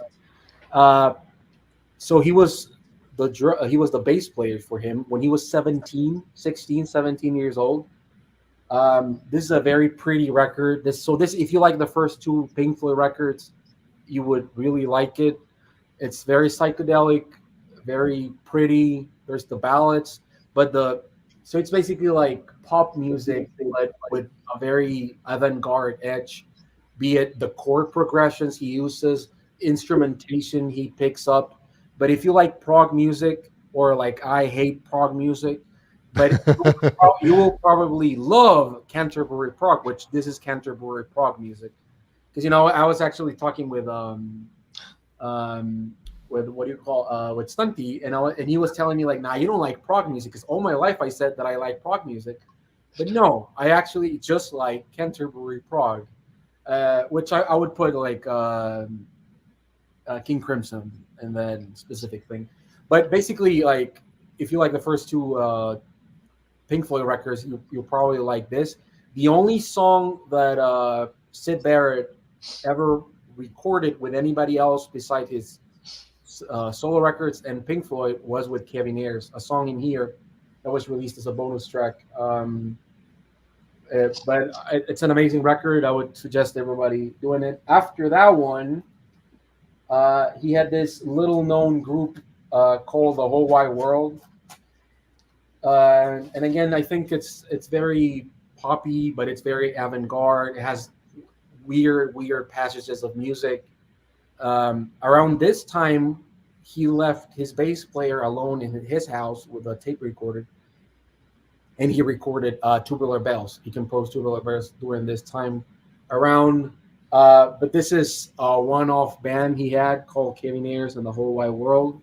I count it as the part of a trilogy because they all really like instrumentally there. It has some ballad type situations sometimes, but it's very psychedelic and it's very weird, and it actually gets insane. Robert Wyatt plays in this as well, which is interesting because, for example, Syd Barrett, Robert Wyatt, and other two members of Soft Machine play as their background band for 3 or 4 songs on their debut, which is pretty good.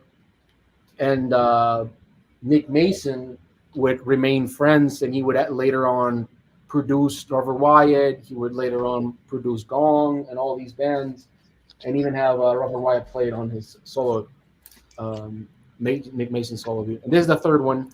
This is my favorite record of all time. I know that's a weird thing because Whoa. you've probably seen this record in your life. What's the But- title of that one? It's called Whatever She Brings, We Sing. This is my favorite record of all time. I don't know how to explain it. I think it's because I listen to it and I don't get bored by it. Every time I find something nice and pretty and interesting. There's weird songs, there's ballads, there's psychedelia, there's a little bit of everything, but and there's no explanation. Right? No explanation. I just love it. I think it's a very pretty and underrated discography. He still has a lot of good records after this one. I think all of them have at least one or two songs that are incredible. But the first three and maybe the next two after this one, I think they're flawless in a lot of sense. But again, so expect some. It's very easy to get into his music. Again, there's like love songs, and then all of a sudden there's like singing about dark wells, and it becomes like that scene in Wizard of Oz when they're like going through the thing, and everybody's like, what is this shit? Like scary for a second, right? Everybody's like scared for like 30 seconds. Well, that's what this happens sometimes on this record. But, so give us what's the time frame on that one, Jose? When did that come out? This is 72. Oh, so okay, early 70s. Okay. Yeah. For example, the first Soft Machine record, which is this one, when they went to promote it in the US, they were the main act, and Jimi Hendrix was the opener. Oh, I didn't know that. Cool. Yeah. So Kevin Ayers, you can barely see there, he was in the band just for the first record, and he was so exhausted with touring everything. He was like, you know what, fuck it, I'm not gonna be in the band anymore.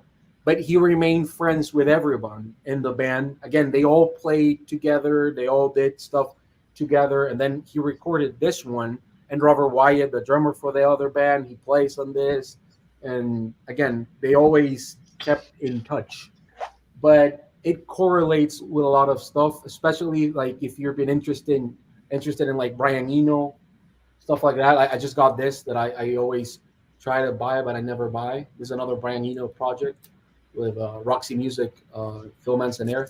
But stuff like this, I think it's worth going into, because when people tell me like, oh, I like prog music, and they only listen to like Yes or Rush,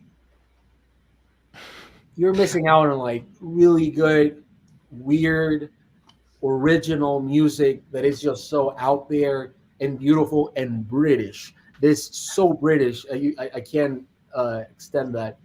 But I feel like we could do a whole show on prog, just because I feel like with prog almost has the fuzziest corners of all genres, and all genres are a little fuzzy, but there's something about prog, where I'll hear people mention a band they consider prog, and I'm like, really? Or well, it's I don't consider Pink Floyd to be a prog band at all. Well, we heard Led Zeppelin come up too. Are they prog? I've never heard anybody call Led Zeppelin prog, especially because they were like a blues-inspired band, you know, and they came from what is it, the Yardbirds, right? Thing. So I would never consider them. No, but like again, Canterbury prog and the start of prog music, it's literally these motherfuckers. And Soft Machine, Caravan, Egg, Gong, and there's a great book if you are actually fan of Pink Floyd, not just Dark Side of the Moon, Wish You Were Here, Animals, and The Wall. If you actually like the whole band, because again, it's fine if you say I don't like the band, I only like this 3 records. It's fine. You don't have to, but don't say I love the band and you're like, oh, Stars Are Full of Secrets sucks ass. Or Roar, right? Or Okmagoma, I think it's horrible. No. Or Metal. Yeah, exactly. I think Metal, you could say, and Atom Heart Mother are the only 2 records that I would sort of put in that Canterbury prog genre, because again, it's very out there, long songs, instrumentation, and all these weird ass things. Because even if you don't know it, like for example, that Alan's Psychedelical Breakfast, sort of reminiscent of what Gong was doing in this record. But I won't go into detail about that. But I think they're really great bands. Read about Nick Mason's autobiography. It's full of Robert Wyatt, Kevin Ayers, Gong type stuff, and and what was actually happening in that era, and Robert Wyatt's thing. Yeah, because Pink Floyd, the first two records are very Canterbury proggy. The third one as well, I think more Obscure by Clouds. It's so underrated. Obscure by Clouds, underrated as fuck. More has the Nile song, which I think it's borderline as much as a metal song as Helter Skelter is. So I think that there's a lot of great stuff from Pink Floyd, not just those three records, because they reached a peak that I think they try to replicate successfully, right? Replicated, but it's just a formula, and it becomes a little boring after the 20th time. You're like, wait, they were banging on shit and flutes on Ugmaguma. I want to hear that. That's, at least for me, it's way more interesting because they were trying to get there. So the journey there is just as interesting or more for me. All right, that was my Gotcha. half an hour. Thank you, Jose. All right. Dawson, you got a second one, or? Yep. Cool. Yeah, I like that connection with the Canterbury and the prog rock. It's quite the education. That one, the first album you had, that yellow one, that's a solid lineup. I mean, you take Brian Eno and Mike Oldfield. I listened to Tubular Bells front to back a few days ago too, and yeah, again, he was 19 when he recorded that. Yeah. I And like, he was his bass player when he was started like 17 or 16. yeah, So it's that's just wild. like the amount of talent right there and the innovation. I like probably about 15 minutes into Tubular Bells where that riff was starting to kick in, and you really kind of got immersed in the music. The rest of the album was decent, but I mean, for what it was quite impressive. So Check yeah, out the live version with most of the South Machine members. They're like all in a circle. I don't know if you know that version. I don't know that one. Yeah, it's.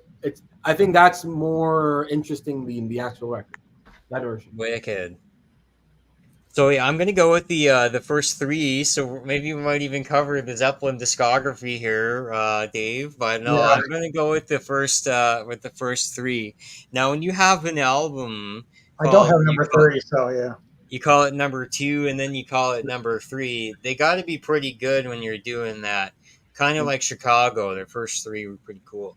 So yeah, the first one, I think Dazed and Confused. That's one that kind of drives with me right now. And then you get Dazed and Confused, the movie with Matthew McConaughey, but You know? Snoopy. As far as I know, that song wasn't on that movie, unfortunately. But I think that that song just in itself, it captures like a lot of teenagers' lives. It's like we're just dazed and confused. And all right, all right, all right. Party. Yeah, again, that album kind of progressive elements to it, but again, it's more out of the blues rock that comes out of that era. That's that solo on Good Times, Bad Times, and like every time that's on, it just freaking, you just want to rock out. It's got the power for that. That first And of album was course, great. the album covers are wicked. So then you go to number two. So I showed this one time. I'll just adjust on here. That's an Yeah, excellent this is album number- too. It's not like an OG, but it was still pressed in '68, 69 around that time. Um, it sounds so cool when you put it on the vinyl out loud, and Yeah, it does. the speakers are start swirling around. The sound effects on Whole lot of love, right? well, yeah, a whole lot of love, Well, that's the one. and yeah, the bass is just rocking from that one. But yeah, my connection to that one is so I did see Robert Plant live, but he played rock and roll, and he played When the Levee Breaks, which of course is on the fourth album. But just being able to see Robert Plant, the same guy who recorded some of these songs on one, two, and three, was pretty wicked. He didn't go all out, but when he did kind of belt things out, you kind of got an essence of that era that he had. So again, on Led Zeppelin 2, I've just listened to that album a few days ago, and I've been uh yeah, I mean, Moby Dick, like, they got that drum solo. There's not a lot of drum solos that are specifically named. And so luckily I also seen Jason Bonham play for Sammy Hagar in The Circle. And so Oh, when that's cool. he played that song and Whole Lot of Love. It just felt like you were in the 70s when he was just playing that song, just so retro, when he was able to go and play that basically note for note. Again, yeah, John Bonham had more of a swing to it, but Jason Bonham, I mean, just you can feel the power from miles away. And so when you go and see that songs from record and you go see him live, it brings another dimension to it when you get to see it in multi dimensions. Kind of like Jason, did you see 1999 live, like on New Year's Eve? Like, did they do a broadcast or something on there? For Prince, or Yeah. there was a show. What was that called? God, I don't know if anyone else remembers. It wasn't like the album 1999, but he did a show. I don't know if this is answering your question, but yeah, I don't remember. I don't remember what it was called though. Anyway, I know Yeah, that because wasn't like I helpful. think they might have had Prince appear on the New Year's Eve show, and then I think he played that song, and then there's kind of an event out Oh, of that's it. cool. Maybe that's what it was. So maybe it was like a super band. Is that what you're saying? Like it was a bunch of different. They had Prince come in. I think so. I have very vague memories of that. So, but I'll Okay. have to go look it up now. Once we hang up here, now I need to go look it up. Yeah, it must have been a fun 1999. Well, hey, did anyone spin 1999 when that happened, or like in 2000 or anything like that? I used to play certain records on New Year's Eve, not to like hijack your question, and I remember playing 1999 that year, like New Year's. I remember playing like the Grateful Dead New Year's shows on occasion, or like there's Whoa. I think there's a Hendrix show. Is it didn't Hendrix, doesn't he have a record that happened on New Year's Eve? Is it the Band of Gypsies? I can't remember, but I remember listening to something like that. But anyway, yeah, it was fun, like kind of bringing in the new year while listening to a New Year's show from the past. Yeah. Yeah, so I had to go that segue because I like the multimedia experience. So you have the album, and then you might watch the TV show, or you might have a book about something, and it's just like, yes, when you get the vinyl, you can read the liner notes and everything, but when you do that, and then you go to the VHS or something, you're broadening your horizons in the whole experience that you have, not just with vinyl, but with the whole media itself. So this takes us to Led Zeppelin 3. I have the CD version of that. And again, yeah, this one, so you really have the heaviness, and then you have a lot of the acoustic version of that.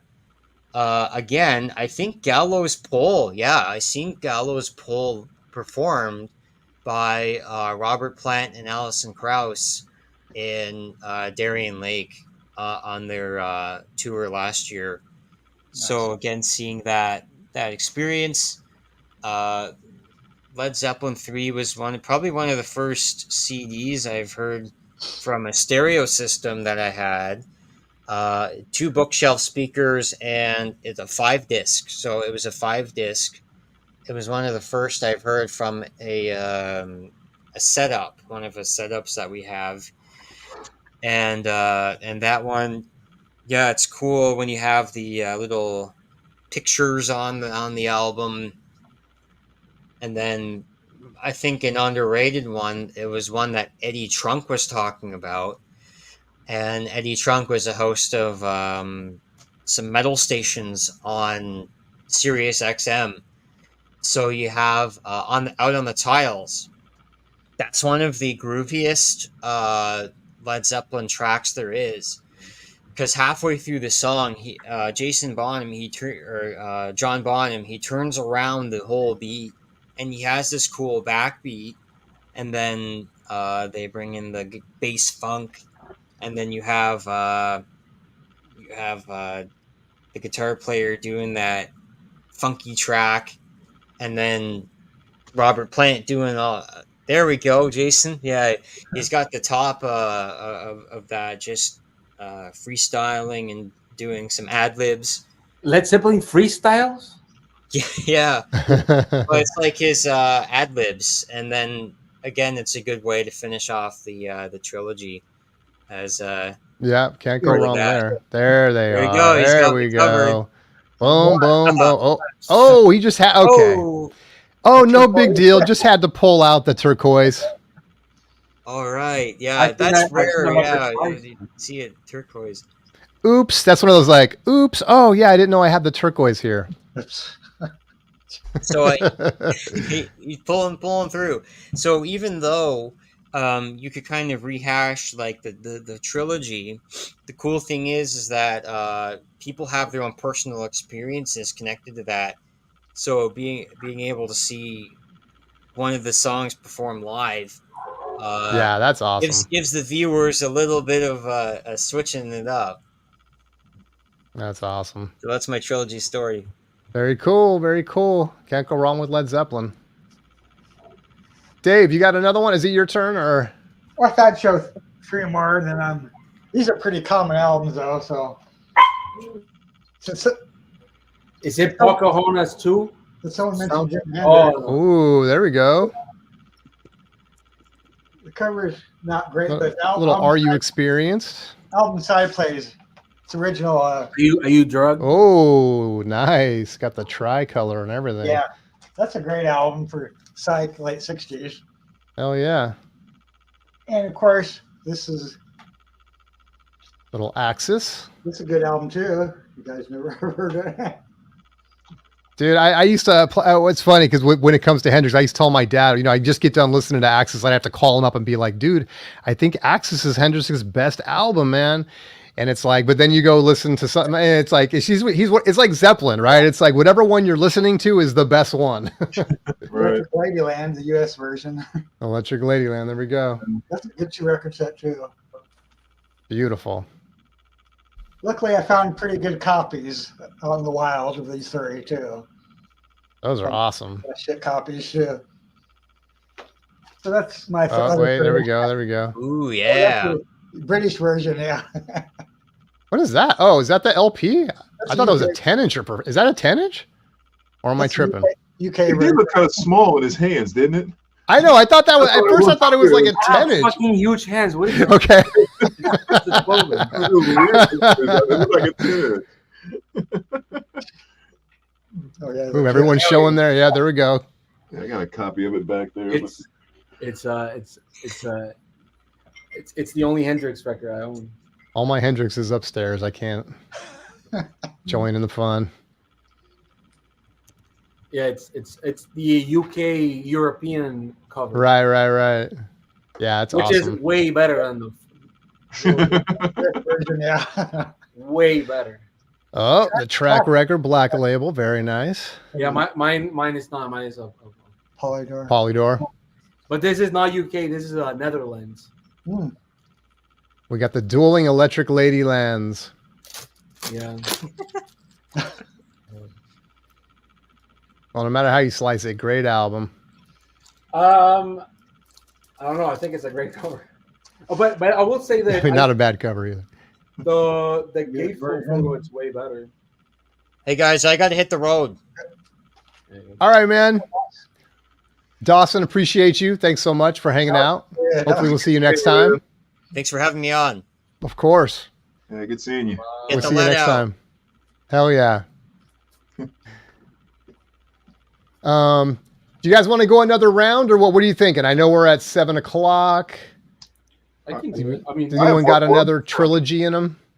I have one And more. I can, if you guys need time to grab records, I have a whole bunch. I can do one of mine. So yeah, some here. the only question is like, how common do I go? Like, I have Can 3. you go so common like Well, let's do Ohio that. I'll do my. Players, the Ohio players. Something like I can do more common than that. Band All right, here we go. Let me. that. That the About Ohio 3 more. About 3 I'm more. going to show all 3 of my. I'm going to do a trilogy of trilogies real quick. Here we go. Oh wow, that's a 3-for-1, huh? MJ off the wall. Oh wow. Come on now. A legend. And then, of course, Thriller. I used to have that album actually. Could it be more? You used to. Well, I got. I've never owned a Michael Jackson. Hey, David, you want to be starting some or what? I mean, come on now. You gotta have- Yeah, love this one, man. And some hidden gems in here, like Baby Be Mine. Love that one. Top 10 hits came from Can they really Human- be a hidden human gem when nature? it's all like millions and millions and millions? Well, on this record, I feel like that tune's a little. I mean, you got such big hits on here. You got "Want to Be Starting Something," "Thriller," "Beat It," "Billie Jean." You know, and then "Bad," of course. That's actually, I heard most of the songs from that. Do you have the Weird Al Yankovic? That's the question. Yeah. I don't have the Weird Al. I got the Weird Al. There you go. All right, So next up, funny. how about can we go more common then? Madonna. First album. I said Madonna- Ohio players. I think that's more common. With a little help from her friends, our man from Chic doing some of the writing on some of this stuff, which was really kind of elevated it. Yeah. I'm having a hard time thinking of his name right now. Someone will know it in chat. Rogers, right? Yeah. Nile Rodgers. There you go. He wrote shit for that? I didn't I know forgot. that. We That got dude Like has a Virgin. everything. True Blue's a good one. I know. Some good songs. And to me, this is the one, man. It's like, I know the first 2 are real big and it's, Lucky Star and, Like a Virgin and all that. But this one, something about the pop tunes on here and the beats and it's a little more electronic in terms of the background beats and stuff. I just love that one. And then last but not least, maybe the most common of all, little Beatles. And when I get to my Beatles trilogy, of course, I got to start with Rubber Soul. And yes, I can listen to Norwegian Wood like on repeat for hours. Somebody And then we got- Wood. That's the best song on the record. It's so good. And then the Revolver, of course. And these are the UK track listings on these. These are all Japanese pressings. So not the US butchered albums. And then we got to end on Sgt. Pepper's, which again, I know it's, taking the easy route, but man, just such a great album right here. And those are my trilogy of trilogies. Cool. Nice. All right. Who wants to go next? You want to go, Jay? Well, Or you want to go, cheers. Brandon? Go ahead, Brandon. Well, I have 2 left, so I'll do what you do. I'll just kind of show the ones that I have left. Okay. I think here's one where you talk about being common of common, and this is probably a really good one too, because I'm sure so many people would jump in so many different places. But Van Halen, Helen, awesome. I mean, so many places you can jump in with them, right? Oh, I know. Definitely, yeah. First 3 That's records cool, of man, with that Obi. Yeah, but I'm going in with 84, 5150, which I don't care what anybody says. That's my favorite Van Halen album, song for song. And then, of course, OU812. Wow, nice. So to me, that's a nice given one. And since this is my favorite band, of course, I have to show them Godsmack. There he is. There it is. Yeah, like, happy cheers. Godsmack. Love them to death. And I still cannot figure out for the life of me how this became my favorite band. I just I cannot do it. Like I'm the first one to say, outside of the drummer Shannon Larkin, who I think is absolutely amazing, it almost hurts me to say it, just some of the most average musicians you'll ever meet in your entire life. I mean, like Sully, the lead singer and writer, like he was a drummer that just almost in a fluke, someone just said, "Hey, why don't you try singing? Why don't you try being the front man?" And he just became a front man and started writing, and they kind of blew up. But I think that's part of it with him being a drummer, and a lot of his writing is around kind of very rhythmic type of things. That's the thing that attracts me to Godsmack, is that it's these simple, gigantic walls of rhythmic sound. That very new metal kind of thing, and it vibes with me right, and I absolutely love it. Actually going to see them in about 3 weeks again, my 17th time I've seen them. Dang. But, yeah, this and is that cover is so classic too. I love that is. cover. It's so cool. And this is probably definitely, I think, their best album song for song. And again, I think it's the simplicity of it. I mean, you put your guitar in drop D tuning and play rhythm guitar on probably 70% of those tracks with one finger. Like that's how simplified it is, but it's just awesome groove stuff. And then on Awake, again, their follow-up album after that, probably the one I listen to the most, even though I wouldn't say it's better than their self-titled, but the title track Awake is my favorite song by them. And the same thing, it's just that big rhythmic thing that they do. I absolutely love it. And probably their overall heaviest album, I would say, is this one here, which is Faceless. Big hits off of here were like Straight Out of Line. And yeah, I mean, just, again, fantastic stuff. I still can't explain why I love this freaking band so much, but they are just, I just love them. I absolutely love them. That's awesome. So yeah, those are the last two. Since you stole my Depeche Mode, those are the last two trilogies I had. I mean, I just caught a glimpse of that the gun again, the love gun back there, man. That's cool. Yeah, Japanese person, hadn't been perforated, which is nice. Oh, cool. Very nice. All right, who's next? You want to go now, Jay? Sure, I can do that. I can show these. We'll do speed round. Super Drag, one of the best power pop bands in the 90s. This is their first record from 96. Regretfully Yours. I think people know Sucked Out if you were in the 90s. That was their big one-hit wonder. The whole album's actually fantastic. Like a cross between the Pixies and My Bloody Valentine. Like, so whoa, that's a big ass statement right there. Okay. It's yeah, if you only know the hit, but the other songs, fantastic. I mean, the whole record's great. Oh, okay. Was Sucked Out a radio hit? Yes, it was. Sucked Out. I have to listen. I'm not going to sing it. I can't hit the high note. I can't do that. And then they followed it up with this other record, Head Trip in Every Key, where they went sort of Baroque and psychedelic. As you can see, the cover is the girl. She's deeply into the music. And unfortunately, this was not a hit. And then Elektra, their label, dropped them, whatever. And then they did the third record, which is called In the Valley of the Dying Stars, which is more, I would think like most people like this one, I think. But I think nostalgia is about the first record. But I think all three of these are just fantastic, really, to be honest. I was never into this one per se, but it grew, over time. Yeah. Oh man, I'm glad you showed that. I got to go check that out. Yeah, me too. They're great. And then very cool band name. Yes, Super Drag. And then we'll speed rounded Procol Harum. I think this is the first progressive rock band, no matter what Jose or any other fools. When is that shit from?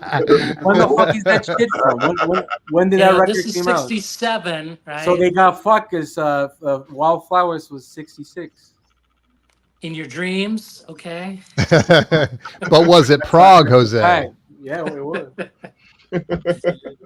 So again, Procol Harum, Whiter Shade of Pale. This is the first record, like crazy kind of cover, like this lady, she's the tree in a way.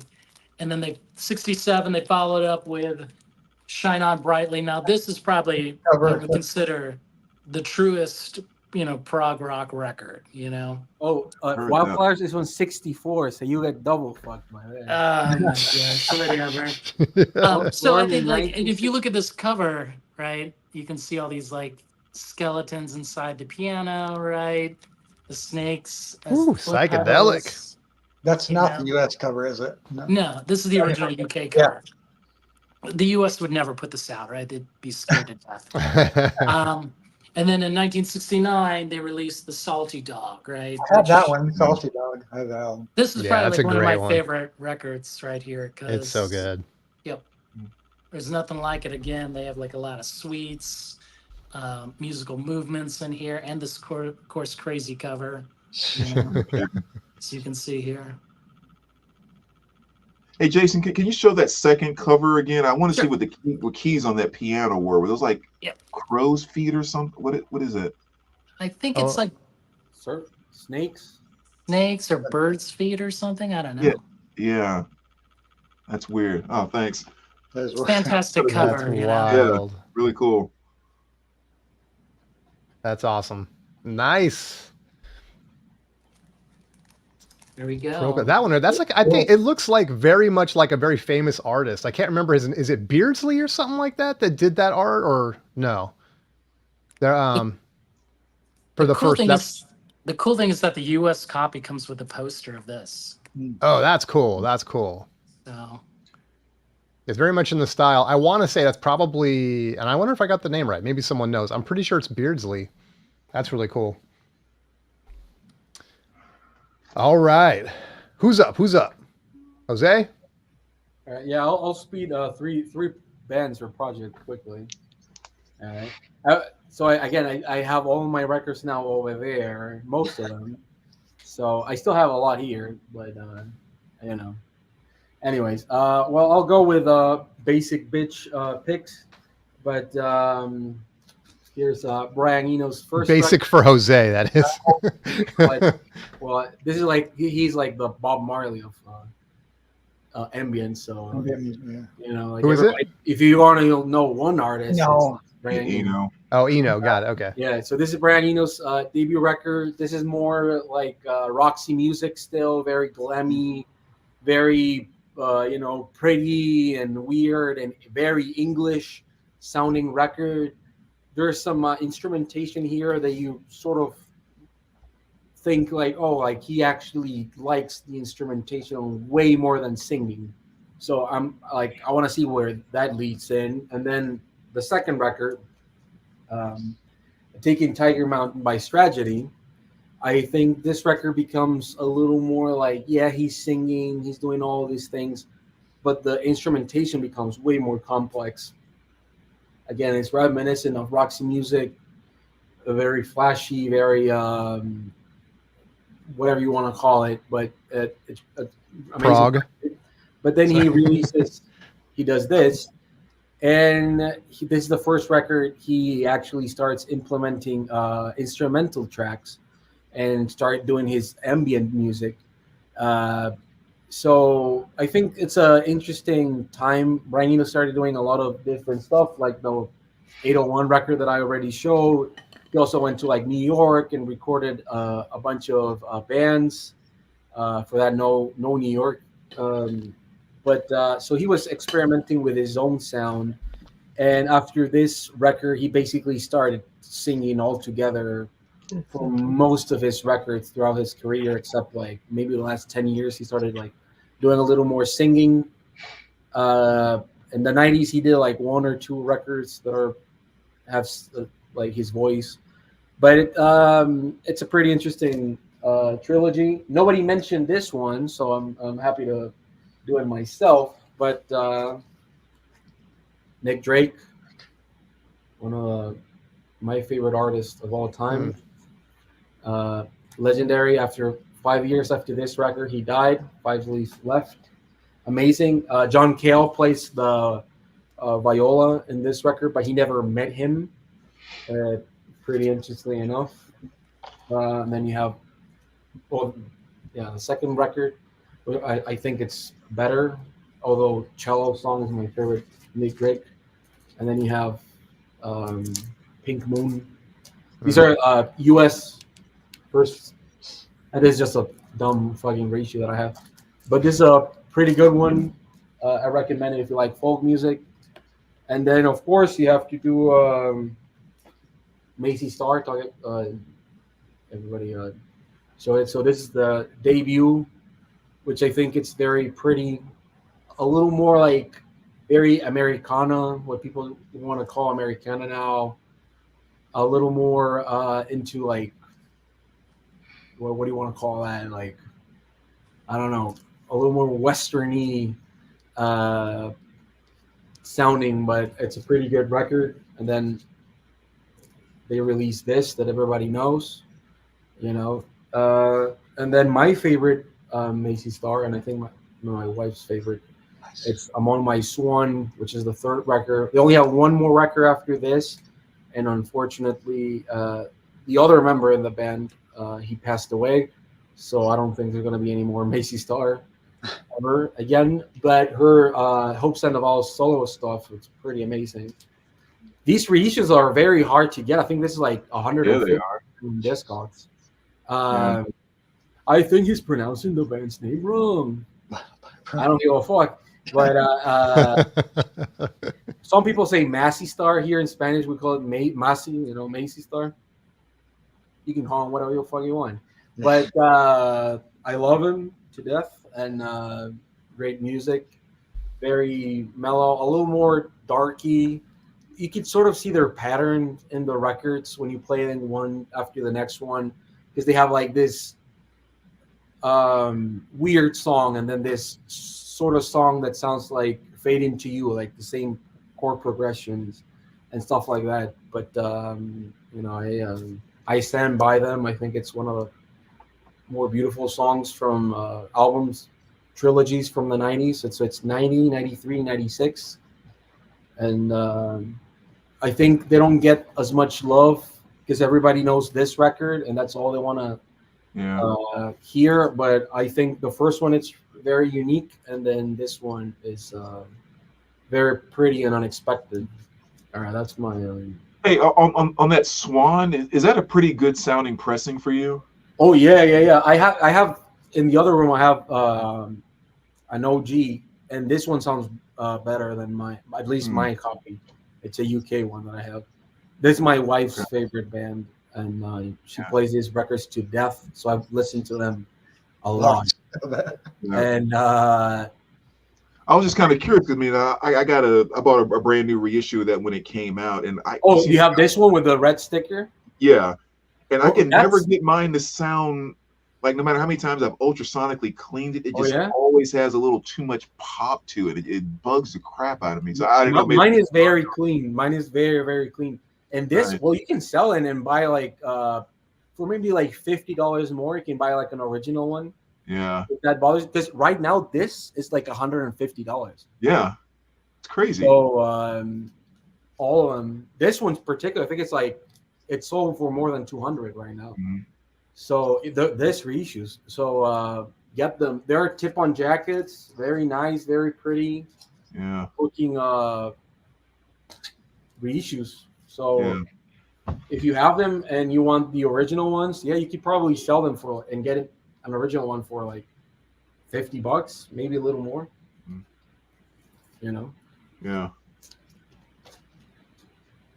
But don't just stop in this one. And I think Fade Into You, it's like not even the best song. Into Dusk, I would say it's way better. She's My Baby is also pretty great. But yeah, everybody just wants Fade Into You, which is the first song. So people are like, all right, I'll listen to it. But Five String Serenade, beautiful. Bells Ring, beautiful. She's My Baby. And so Tonight That I May See, it's also pretty. But yeah, there's actually like her solo records are very nice. There's one that has never been reissued on vinyl and one that haven't been reissued for like forever that are like $300 or more. So hopefully they can start reissuing those. Cool, cool. Man, you guys give me a big old list. I have definitely heard of Mazzy Star, but I don't think I've ever really listened to it. So I need to check that out. Well, Oh, you know, really? right now I would say that Unless I heard something and just didn't know it was. well, Know. you've listened to Fading to You, right? Wasn't there? I'd probably have to It's- hear it. I think it's even on like Marvel movies now. I think it's Oh, like okay. Yeah, Yeah, that I mean, song I've is probably great. heard it. but like female songwriter, pop, folk, rock music right now, I would say that it's one of the most Opal. You know, my wife is such a fan that so Opal was the band before Massey Star started happening, and then the singer just basically like she got exhausted, she couldn't sing anymore, she got like booed off a show, and she was like, hey, I have this friend that might cover me up, and they already released the only record they ever had, and so Hope Sandoval started singing, and then she left. My wife is such a fan that she watches those bootlegs, like VHS recorded live shows, and she knows like, oh, this song sounded way better than that. I like a lot of bands like that, but it's just funny. Like my wife is like, what do you want to play? And she doesn't want to play like a record. She wants to play like YouTube and play like a bootleg of a show from like 87, That's so awesome, 89, dude. 89. I'm like, what the fuck? She's got the bug. I was gonna say, so that's why you married her. That makes sense. Yeah. Well, yeah. But I hope they reissue it again because they're really pretty sounding records. I don't have any that sound bad, but so maybe it's just a case of like getting a bad pressing. But Yeah. you know. Bartok. Somebody said Bartok. All right. Go ahead, Jose. No, I thought you were gonna pull one out. Oh, I was my like, classical is my classical is in the other. But I have a book, his autobiography that he wrote, like little stories and shit. It's pretty good. And I like George Burns. So, I like those. Dave, you got anything else before we sign off? I would say something to Jose real fast. Jose, Hope Sandoval sings lead on a Chemical Brothers album I have on one song. Yeah. Well, yeah, she plays on a Glenn Campbell song that got released this year. Chemical, well, Yeah, Glenn Campbell. Glenn Campbell, Campbell, Rhinestone Cowboy. She sings in at least two Jesus and the Mary Chain songs because she used to date the singer or somebody from that band. Yeah. And there's she sings in a lot of different bands and projects. Yeah. She has a song with Kurt Vile that's pretty great. Let Me Get There, it's called. It's pretty great. It's on her last. I never heard of him, so Kurt Vile. All right, it's pretty good indie. Is it? Yeah, pretty good indie. 2010s ish type era. I have to write If something you like down. Midwestern indie, you might like that. The guitar work, it's brilliant. The singing is very specific, very nice. Actually, that Opal record is the only record she doesn't have because there's a lot of pressings of that record, but I always see it beat up or whatever, and I always want to buy it, but it's like one of those you have to buy from the UK, and it's like $35 for shipping, and you're like, oh shit. So I keep hoping I'm gonna see it at a show, and I'm just gonna buy it. It was her birthday yesterday, and I wanted to get it, but I couldn't. So maybe later on. I got it. I got 3 Common albums again. I can't think. Aerosmith, Get Your Wings, a good one. Yeah. I found this one out. Oh yeah, very cool. And of course, the next 2. Toys in the Attic trilogy, a good one. After that. Is it Walk This Way in that one? Yeah, it is. And Sweet Emotion. Yeah, that's a good one. When did that guy started singing different? Because I always hear that Dream On song, and it doesn't sound like him. I don't know anything about Aerosmith. Tyler? Yeah, like he sounds so different from in that song, like from anything else. So I'm Mm, always wonder like when he started singing weird because not Did you say sure. singing weird? Not sure. Jose, he can't even sing at he all sings now. Rock. Come he sings like he's so fucking horny all the whole time. I don't know. Your time. Chill, man. Chill. You're at the studio. There's no one else here. Just chill. You know? And Aerosmith rocks 3 in a row. I mean, singers that sing like that, man, eventually they got to chill out, right? I mean, same thing nice, with Eddie. like Yeah. Robert Eddie, Plant, and it's like wait, you Eddie, can you only wanna, take so much of that. Eddie, can I trade you that record for 2 Duck Duck records? Thanks. Let me know. Duck, duck. Oh, he has a first pressing on that record. Oh, that's cool. Yeah, the Warm Inventions is pretty amazing thing. Yeah. Yeah, That's a good one, Dave. Yeah, Rocks is a good album too. I love them. Yeah. I don't know if I should open this can of worms, but what I was thinking, I just looked at my notes here. Does anyone have any comments about Jane's addiction? Or does it matter? Does anyone care? Did anyone have tickets? You know what I said in the chat, and I got annihilated, Jason. So. Oh, really? What'd you That was say? very bizarre.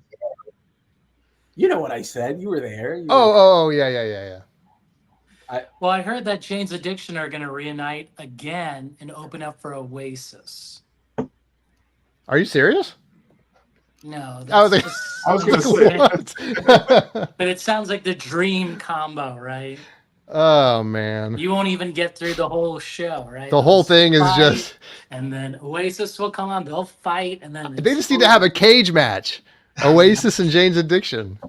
You will wait 2 hours, 3 hours for the show for 20 minutes of actual fighting.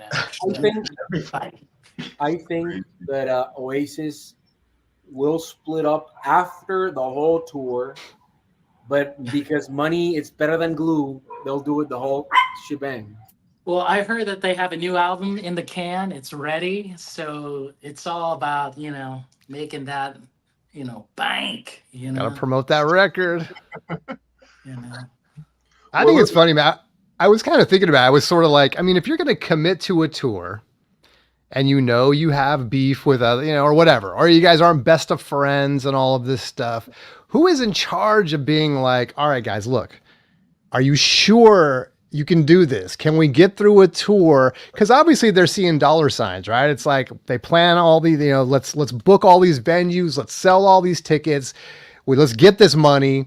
And then, they can't continue the tour. Like, I think that, I mean, I get the whole, like, look, not everyone gets along. It's rock and roll. These bands fight.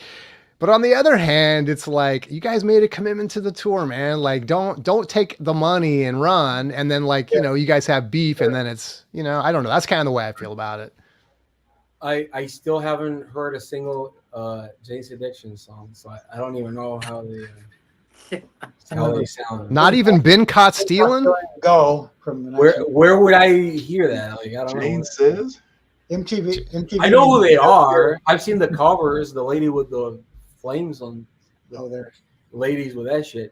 First or I don't know a single song. I don't know if I've ever listened to one. But there's a lot of bands that I could say that. It's just I know it's not music for me, so I just like don't listen. Glide away. But like, to your point, Jason, like you would think, especially something as big as Oasis, if you don't get along with someone, it's like, fine, we're gonna have an extra bus. We'll deal with each other at sound check. We'll perform, and then I won't see your ass until the next sound check. Yeah, you're on that side of the stage. I'm on this side of the stage. Yeah, like, how hard can that be? I mean, excuse me. I know there's people in the world that I, had issues with or whatever else, but I cannot imagine me not being able to get along with them on stage performing for 3 hours. Yeah. Right. I can't imagine being like that much of an obsessive dick where I don't have that much self-control. Exactly. That makes no sense to me at all. Well, wasn't the argument that he was saying that Dave was drowning out his vocals or something? I mean, I imagine there's an engineer with a mixing table right in the center, back in the audience, that could just tweak a knob. I mean, it's like, why don't you just talk to that guy before the show? It's like, hey man, don't crank up Dave's guitars or whatever, I don't know. Right. But yeah. And the people that miss out are, the fans, right? People, especially someone that, if it's a band that hasn't toured and now they're out there and it's like, people are just like, man, I've wanted to see them my whole life. Now's my opportunity. You plan it. People travel to these things and stuff. They Right. buy their plane tickets. I don't know. Maybe I'm going overboard, but it just seems like, make it work. Make it, like you said, it's like, come on, you guys can get along for a few hours on stage. I mean, and then collect the paycheck at the end and, everyone's happy. Even if Right. it is just for the money, but it's like, I think canceling I'm a tour. more excited that The Cure is coming out with something new anyway. So screw Oasis. Are the Cure? Yeah, Are they Didn't doing an have a album? single that came out? What was it? Just a day or so ago? Something Oh, like that. whoa, I didn't know that. They put up a sign outside of the first bar they ever played at in 78 or 77 in the UK. They only put one flyer saying like they were going to release a record. Interesting. That'll be nice. I mean, if Oasis recorded a new record, great. Can you imagine the trolling if they only sing that record? If they were only gonna play that first, like that new record, Oh, that would be amazing trolling if they did that. yeah. Yeah, that's it right there. Yeah, here's the new Cure record. It's either a moon rock or an age-old poop. It looks that like what- a baby from Eraserhead. Maybe from race. Baby from Eraserhead. Has anyone heard it? Is it good? No, I've it's heard like not. a few seconds of it. It sounds pretty good. I mean, it sounds like The Cure, so Right. that's good. So it just sounds like everybody's going to the party. Like that. Have you ever heard The Cure, Jose, either? I mean, Yeah, I'm on the Cure record. No, For like hosting I like the Cure, but it has absolutely nothing to do with Jane's Addiction. So True. right, okay. Yeah, I definitely You got to start with Jane's Addiction, then you move on to Porno for Pyros, and then you move on to Perry I don't know anything Farrell's solo about that. stuff. I don't know anything. I know about Bowling for Soup. So if you want to talk about that, maybe I can talk a little bit about Bowling for Soup. Bowling Cake, for I was going Soup. to show my cake records, if that's a thing. Showing cake records. Okay, I actually like that. I like cake. I've never understood Cake. I got those CDs anyway. It's just a band that you like, and you keep remembering you like them, I don't have them on vinyl, unfortunately, but and that's it. It's Comfort just a Eagle, band. yeah, I got that one CD too. I used to be very young, and I used to play this record when I used to play Manhunt on the PC when I was young. And this one, goats, sheep go to heaven, goats go to hell. Oh yeah, Nostalgic music. I don't actually play them a lot, but very nostalgic music. Yeah. So if you're talking about 90s stuff in the US, because UK it's other bands, but in the US this and like late 90s Beck stuff, if I remember Beck and Cake, yeah. Yeah. I once put Going the Distance on Jukebox 30 times. He left Nice. it. And then left immediately. That's great. Yeah. Nice. Actually, I would say, like, funny enough, this is a bootleg, a yellow pressing, and I got the original one, and then I got the reissue, and this sounds better than both of them. It's the first time that I ever heard a bootleg sounding better than the original one. And Oh, no kidding? Whoa. yeah, because it's a CD era band, Yeah. so like fucking it up, we took drugs. Well, I used to do acid and listen to Cake, so I don't know. That was definitely not a good trip, but I'm 29, so when I was dropping acid, I was like Radiohead-ish or Soft Machine or Spaceman 3, My Bloody Valentine. Definitely not. Well, for like 1 year, I was a Pearl Jam fan for like 1 year. And then What? Pearl Jam, you said? Yeah, for 1 year, I was like, all right, I'll listen to Pearl Jam. And then I was like, oh, what is this shit? I don't want. And then I stopped listening to grunge, the so-called grunge movement. Does every single band in the grunge genre, like we talked about last time, they Why do you all keep sound putting it in quotes? it's a bullshit name for a non-existent genre, because Nirvana doesn't sound anything like Pearl Jam. Pearl Jam doesn't sound anything like Soundgarden. Soundgarden. Soundgarden doesn't sound anything like Mother Love Bone. Mother Love Bone doesn't sound anything like Temple of the Dog. So like I like Temple of the Dog, for example. I think it's a great record.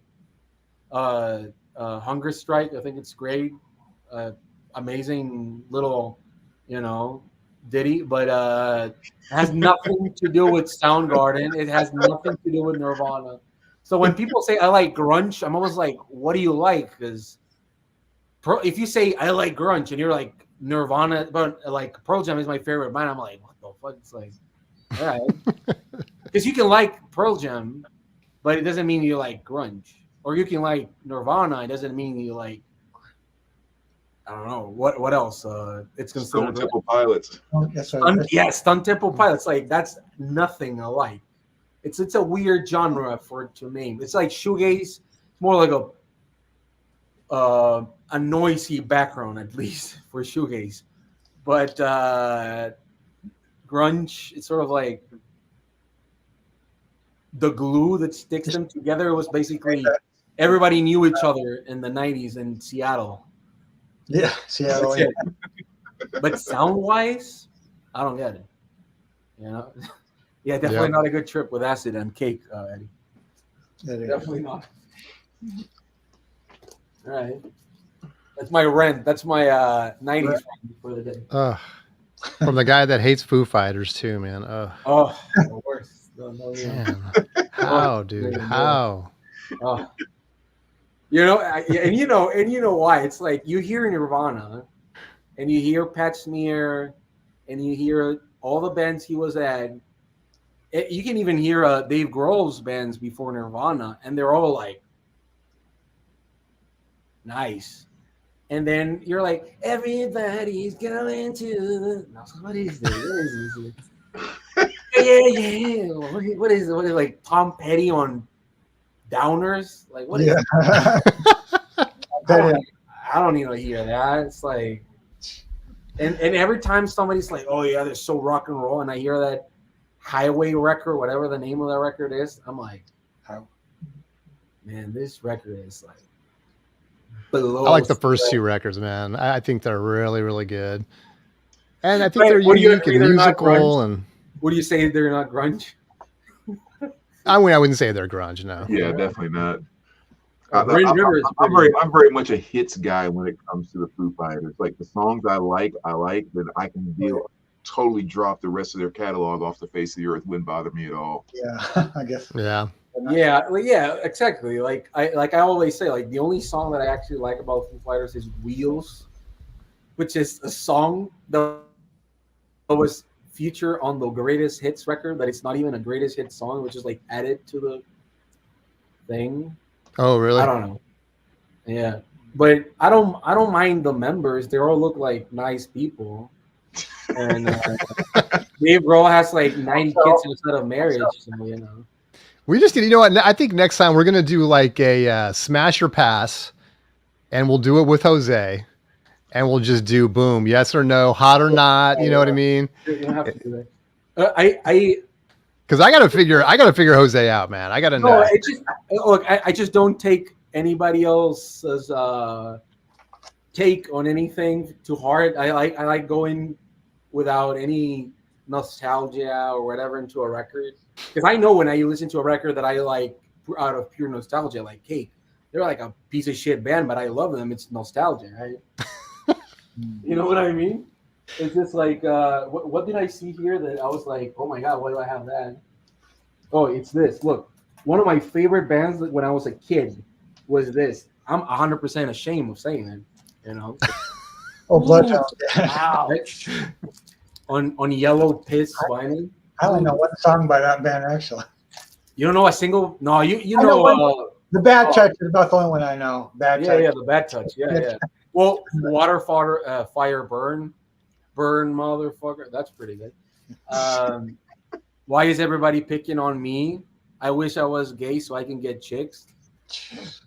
Oh, Oh, fucked up piece of shit record. But uh, again, it's just there's some records that just appeal to me more. I would say that "Yield" by Pearl Jam is probably the only record that I like from Pearl Jam, like completely. Mhm.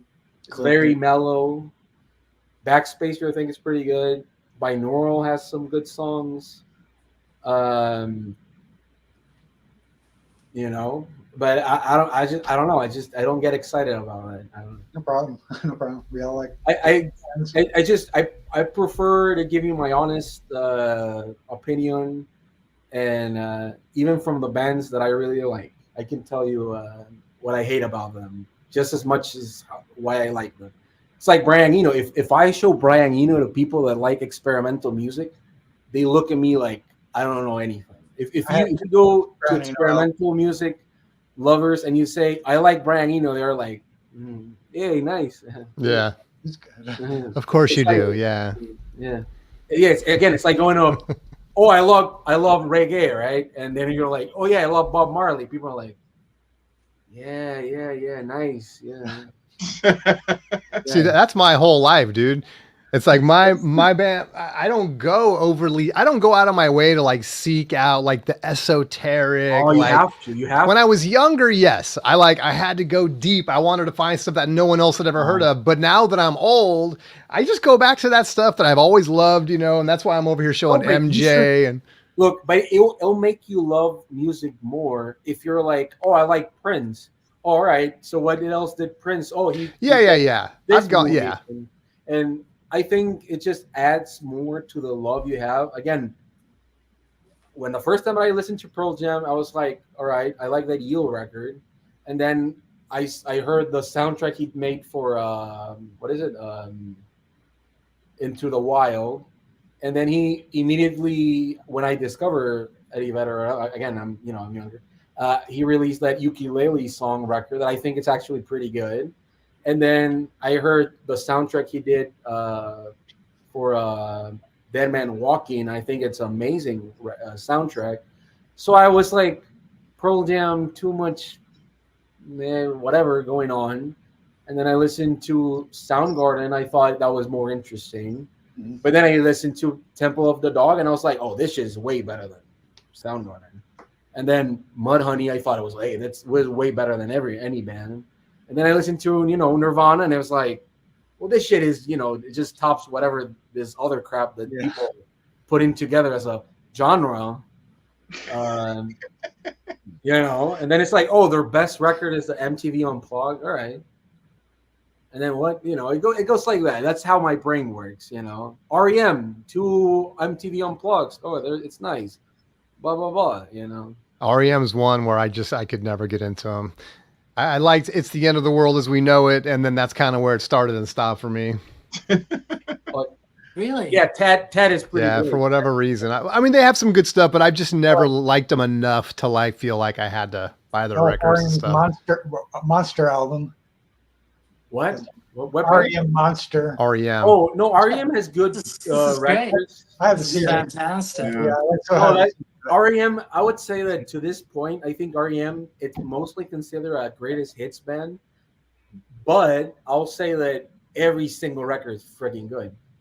I don't listen to them that much, but if I have to put some records by them, I enjoy them, and I think that greatest hit record is really good. Like if you go by the greatest hits type of band, I think that's one of the most fun and entertaining ones.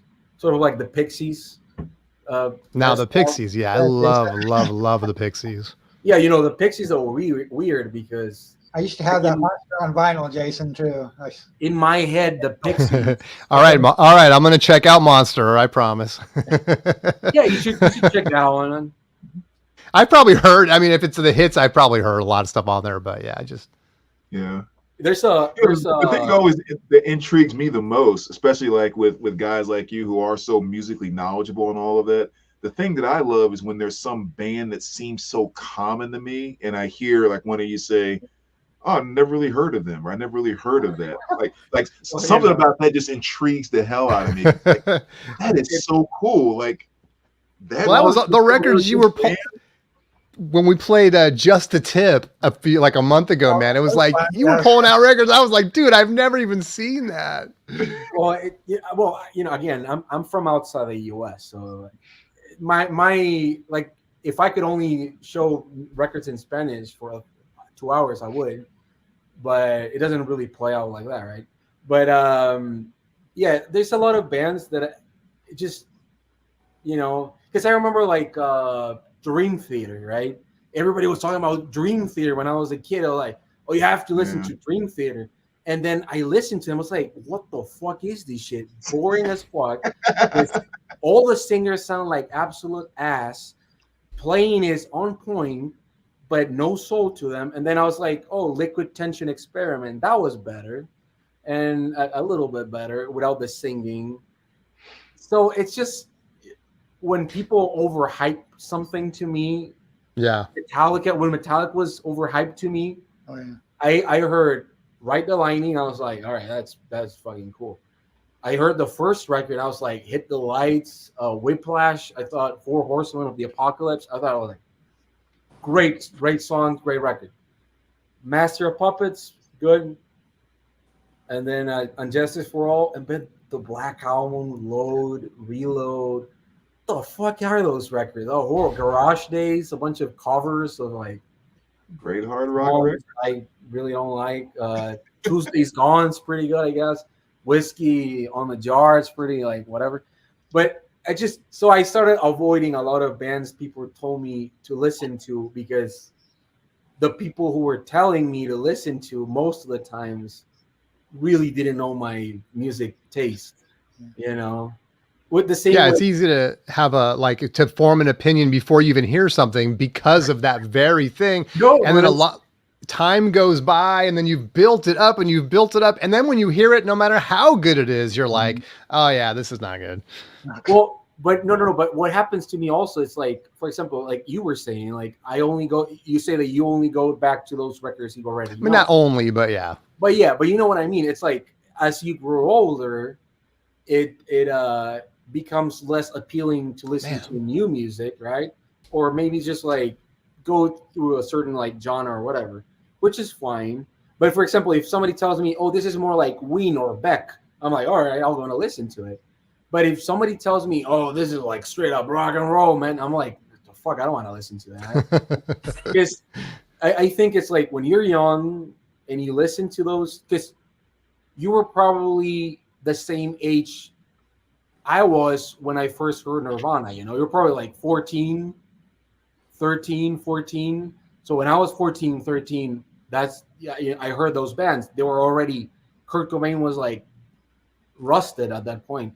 But like I heard same age range, and with the perspective of all the discography already out, I sort of like already could tell like if I'm gonna like it or not. And again, it's and then a lot of the music that's happened since then too, you probably heard already. And so you're coming at it from a place where it's not fresh and new, right? It's not a new thing in the world. It's like they already influenced bands that even already probably ended. Right. Like the first time I listened to Alice in Chains was the MTV Unplugged, and I was like, oh, that's nice, But I didn't listen to like the records. And when then I listened to the records, I was like, I like the live ones, the live versions more. So it's stuff like that, It fucks you up how you listen to a band sometimes, the order that you go into, and it happens, Even you can even go to the dumb section of the world, like, oh, Shrek, oh, it's Hallelujah, oh, who wrote that? Leonard Cohen. Oh, who covered that? Rufus Wainwright, right? And then, but whose version is it that everybody knows? Oh, it's the Jeff Buckley version of John Cale's version of the of the other song, right? And of the original one. So it's like you make all these points, and then you sort of like, oh, there's whatever, right? So the way I make my lines makes me want to listen to a band, and if they're outside of that line, I don't know. I don't know if I can get into more grunge era bands now. You know, like you probably wouldn't want to listen to like a new Delta blues inspired rocker from Detroit. I'll be like, oh fuck, I don't want to listen to that shit. You know, because Well, I mean, you're like, exactly. You're like, I'll listen to what I already know, probably. Yeah. But I just always had a very simple rule of there's two things that'll make me bring an album into my collection, and it's something that has a melody that I want to hear again, or made me feel an emotion I want to feel again. Good If point. one of those two things happen, I don't care where it comes from. I don't care what it's about. It's like that's a piece I want to have at my fingertips to experience again. yeah, yeah, that's a That's good why- way to say it. that's why I think that every so often pulling records from your collection and selling them, it's healthy as fuck. Because that way you can pull in more records you actually like, or give the opportunity to new music, and then sell those records 6 months, a year later that you didn't actually like. Yeah. You Yeah. know, but Well, try like how out many? music. And learn to take pleasure in like experiencing music that you don't like. Yeah, I exactly. think like having that whole goal of finding stuff that I like. It's like I think it's kind of cool sometimes to listen to an album. Someone says, "Hey, check this out," or your buddy or whatever, and you're like, that kind of sucked. I didn't really dig that. But I was in my musical world going through an experience, and that experience sucked, and this one was great. And it's like take joy in the whole process. I think that goes back too to just how personal music is and just how music is tied into like memory. Yeah. Is that I know there's stuff like, I try, there's no way I'm going to convince Jose that Journey is a great band, right? Yeah. There's no But- way. There's no fucking way. But No way. if you were a kid growing up in the 70s and the 80s playing your Atari, like, and that stuff was just on. That's the thing too now that I think we don't get as much is like, well, maybe some people do, but like when I grew up, it was like the radio was always on. We had MTV. And so that stuff was just flooding into your head when you were a very impressionable age. And so all those young memories, the good memories that I have about, for me at least, about my childhood, I can always go to a song. And if I have a song, I can go to a Journey song, I can say, yes, this was happening in my life in that moment and relive it. And so it's like, not just Journey. I can say the same thing about Grateful Dead and Fleetwood Mac and all that stuff, because that was the stuff that was like the backdrop to my life when I was young. Right. But I can't tell someone it's beyond criticism for me. Like it's in my DNA. Just like same with everyone in this dais, right? And probably everyone in chat. It's very difficult to take something that's that personal to you and say, oh, Jose, go listen to a Journey Escape and come back. You're going to love it. It's like you have a completely different set of circumstances going into it. Right. The same way that I had was completely different. You know what I mean? So that's the thing about music. And like you said too, Brandon, is like you have someone that comes to you and says, go listen to this record. And you're like, this is crap. But for them, it's probably tied into these memories and experiences and stuff that it's like, it just becomes part of your DNA. Like it's difficult sometimes to even share music because it's just so personal. Yeah. Right. And have you ever had an experience too, like one of the things that I'll find myself doing as well is like feeling like I can be very open to, putting my tentacles into a band or a song and getting an understanding. If there's some band that is really, really kind of sweeping and so many people are really into it and it's such a big deal, oftentimes my first thought process is like, what am I missing that everyone else is seeing? And it almost becomes somewhat of not a game, but just kind of this thing where you're kind of experimenting in yourself to think, I want to get an understanding of why this is touching people. And so I'll try to listen to it and I may try to engage in it more. And it still may get to the point where I'm just like, this is crap. Like the Beatles' White Album, for example. That's probably a perfect example. And as big and as legendary as that album is, I've listened to it so many times trying to get it and understand it.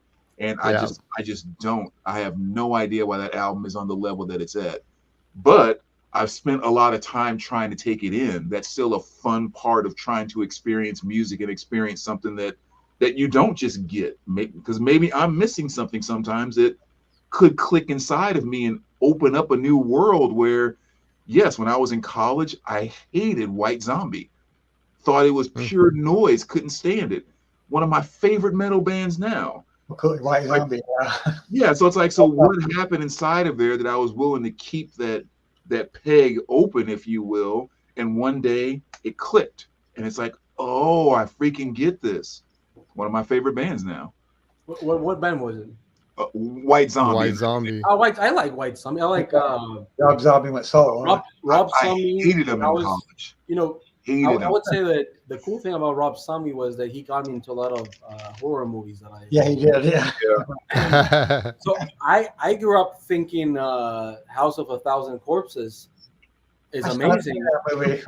and then I hear people talking shit about it. I'm like, well, why? Like, it's a good movie. It's very for the budget it had. It's reminiscent of a lot of horror movies, yes, but Mhm. it's a, you know, that's what a lot of directors in the '90s used to do a lot. Like, Yeah, that was you good. know, but so I like it. I've never seen Rob Zombie because the 2 times he's tried to play here, he hasn't sold enough, and they canceled the shows. Really? I saw him at Ozfest, man. It was so cool. Oh, that's nice. Yeah, he's great. I've seen him a couple times. Yeah, but I would say that most of the bands that I say I really don't like, I've tried listening to at least once. That's why I say I haven't listened to Jane's Addiction, because I'm not telling you I don't like them. I'm just telling you I don't know them. Just know Right. him. You know, but I do retain my knowledge of when I heard Pearl Jam and when I heard all these other bands, because I actually tried to get into them, but the substance was, because like I've said in this show before, and I've said it to a lot of people here privately, my problem with metal when I was a kid, I really liked metal, but the problem I had with metal was that every single time a band was trying to do something different, or put a piano or a strings or whatever, everybody was like, oh, they sold out, they sell outs, they fucking suck shit, I don't like that record, blah blah blah. And I'm like, why? If I think metal is one of the genres that are the least comfortable with musicians being musicians. They just like repeating the same formula. And I hate that. I absolutely hate that, because a musician should be able to do whatever the fuck they want with their name, their music, their songwriting skills. And I think most of the time with metal, a lot of metal people are just write the same song 90 times and they're okay with it. But those bands that were like in the 80s, they were okay for have synths and blah, blah, blah. But bands in the 90s and 2000 metal, and they put like a piano, oh, that was like horrible. Everybody was like, because everybody thought it was going to be like the Cinderella story, right? Like their ballad is going to be the most popular. Yeah. Heck, just cutting their hair. I mean, yeah, exactly. Like the hair, good.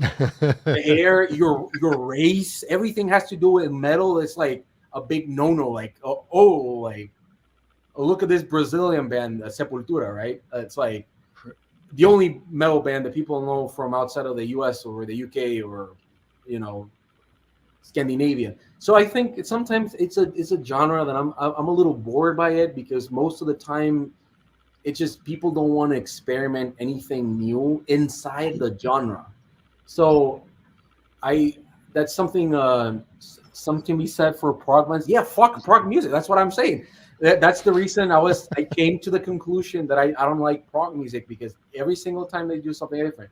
But if you go to Canterbury Prog, all the music is very different from one another. If you go to Black Sabbath, they have choirs, acoustic guitars, ballads, songs about politics, right? War pigs, songs about loving weed. And so they have a little bit about everything, and I actually enjoy that way more than just having the same songs recycled every time. Even Judas Priest, they have like ballads.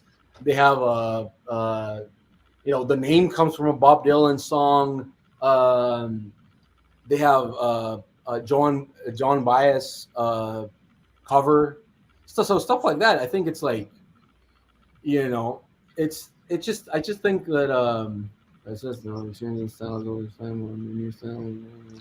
Yeah, it's kind of so weird with metal that you have to get so big to even earn the permission to do something a little bit out of out of whack. Because like I said, if you're Mm. not a Metallica or a Priest, you can't go screwing around with doing the type of stuff that they did. No. And I think that metal is one of those genres that you have to make it like huge to be like a normal sounding name, because it's one of the least amount of genres that have.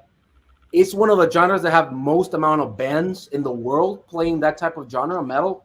Mhm. Every state has like thousands and thousands of bands playing metal, but none of them record, or they just self-release a CD, or like the amount of CDs. But no one, I never hear people like, oh, this is a hidden gem.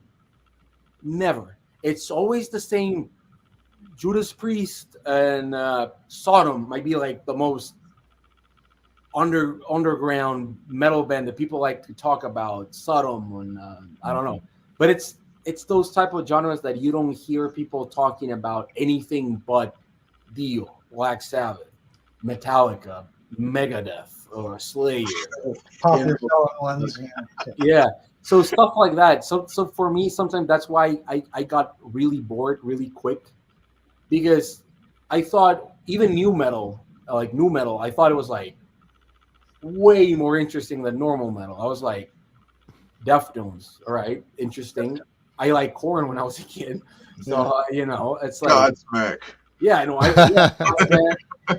Typo Negative. I don't know if anybody here like Typo Negative, but that sort of stuff was like at least way more wanted to be something different and get this like second wave of industrial music into metal and like merge it and but then you have like bands like Mudvayne. I fucking hated that band.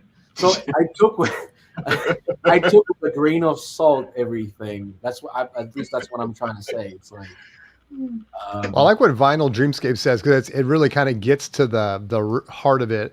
Hopefully, it's not just nostalgia that makes us like music. I like to think that my interest or taste can change and expand. Big time. I think me too. But it's interesting. Well, it kind of goes back to like, when I'm talking about like how emotional music is for me and just how it really wrapped up in memories and all those things like that. Obviously, you're creating memories throughout your entire life. And so, yeah, I still hear stuff that I enjoy, and it was going to be a question that I was going to ask. I think we could do a whole show on it, which is like, as a music listener, are you someone that's more emotionally kind of tied into music, or are you more like objective? Like, are you saying to yourself, okay, that guitar riff, and then with these drums and the vocals, and it's balanced, and where it's almost academic in a way, where you say like, okay, and I guess that's maybe an extreme. I don't mean like academic, but I don't know but does that make sense, where you could say like, yes, this band is just great objectively, whereas like my relationship and I just use Journey as an example, with Jose, it's very subjective, right? It's very much tied to my own memories and my own history and all of that stuff. No, that's what I was saying. It's not connected to anything from mine. What I'm saying is like it's either good or bad to you. It's not. No, it's not. It's more like it's worthy of my research or not. Okay. I would say like 99% of the records I own are more like from like research, like researching things, if that makes any sense. Like again, you start with Pink Floyd, and then you're like, oh, what else did Syd Barrett do? And you're like, oh, he had a solo song with this artist named Kevin Ayers. Oh, what is that? It's Soft Machine. Oh, Soft Machine. The singer sings in the first debut by Nick Mason. Oh, he has this. He wrote the music for that vegan movie called The Farm. And then who else did music for that vegan movie? David Byrne. Oh, he has a band called Talking Heads. Oh, right. Who produced it? It's Brian Eno. Oh, blah blah blah. So that's how my that was good, dude. Yeah, that's how my brain works. So it's more exploratory. So if in that line I get 10 records out of that line, I'm going to stick with the one that I like most. But I'm not gonna dismiss the whole other records. I'm gonna be like, if I like this record, I'm gonna like it. Like David Byrne, I'm probably one of the only motherfuckers out there that likes that salsa cumbia shit he was doing with like Celia Cruz, and he recorded a song with Selena, and so there's that genre of music nobody else talks about. There's a record called from David Byrne, has Snoopy with a bunch of angels. That's one of my favorite covers of all time. Nobody talks about that record, and I think it's underrated. But that's so my. I wouldn't say mine is nostalgic at all. It's more like exploratory. Hmm. I'm 100% good with throwing artists I like under the bus if I something else catches my eye. Yeah. Yeah, and that's kind of what I was saying earlier about the two things with the melody or the emotion. For me, it is 100% about the goosebumps and the hairs on the back of my neck. Oh Like yeah. anything that makes that move, I don't care what it is. Like I can say to this, I mean, almost like I was saying, Godsmack being my favorite band. At the same time, I'm sitting there talking about how they're the most mediocre musicians in the world. So technically Right. I'm not putting anything together there, but it's like when they get together and do what they do, I freaking feel it. And I don't need to explain that. I don't need to, it's just, it does what it does. If I go grab my Michael Bolton Gold record, greatest hits, I don't like, who cares about Michael Bolton? But when I hear him sing "Said I Love You But I Lied," I feel it's like, I don't know what I'm feeling here, but the dude is moving me. He's Right. in the collection. Yeah. That's what it really comes down to, that one simple thing. Give me a goosebump and you're in my collection, period. And I will add also that I do that with movies as well. Mm-hmm. Because Yep, that's a good point. I was going to say that. Yep. as a curious kid, the fact that I was growing up and somebody told me, "Oh, do you know that there's From Dusk Till Dawn 3?" I was like, "Oh shit!" you know, it's like It to was me, horrible, but it was nice.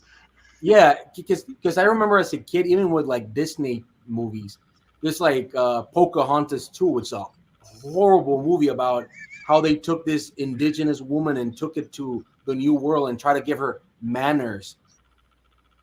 Why the fuck does that shit exist? Anyways, and then you have Little Mermaid 2 or 3, so like Lion King 2 and the whatever. So I've always had on my DNA go out of my way and watch stuff like that. Again, Lost Boys. Jason, you like Lost Boys. Have you ever seen the second one, the third one, whatever the fourth one is? No. Just the first one is on.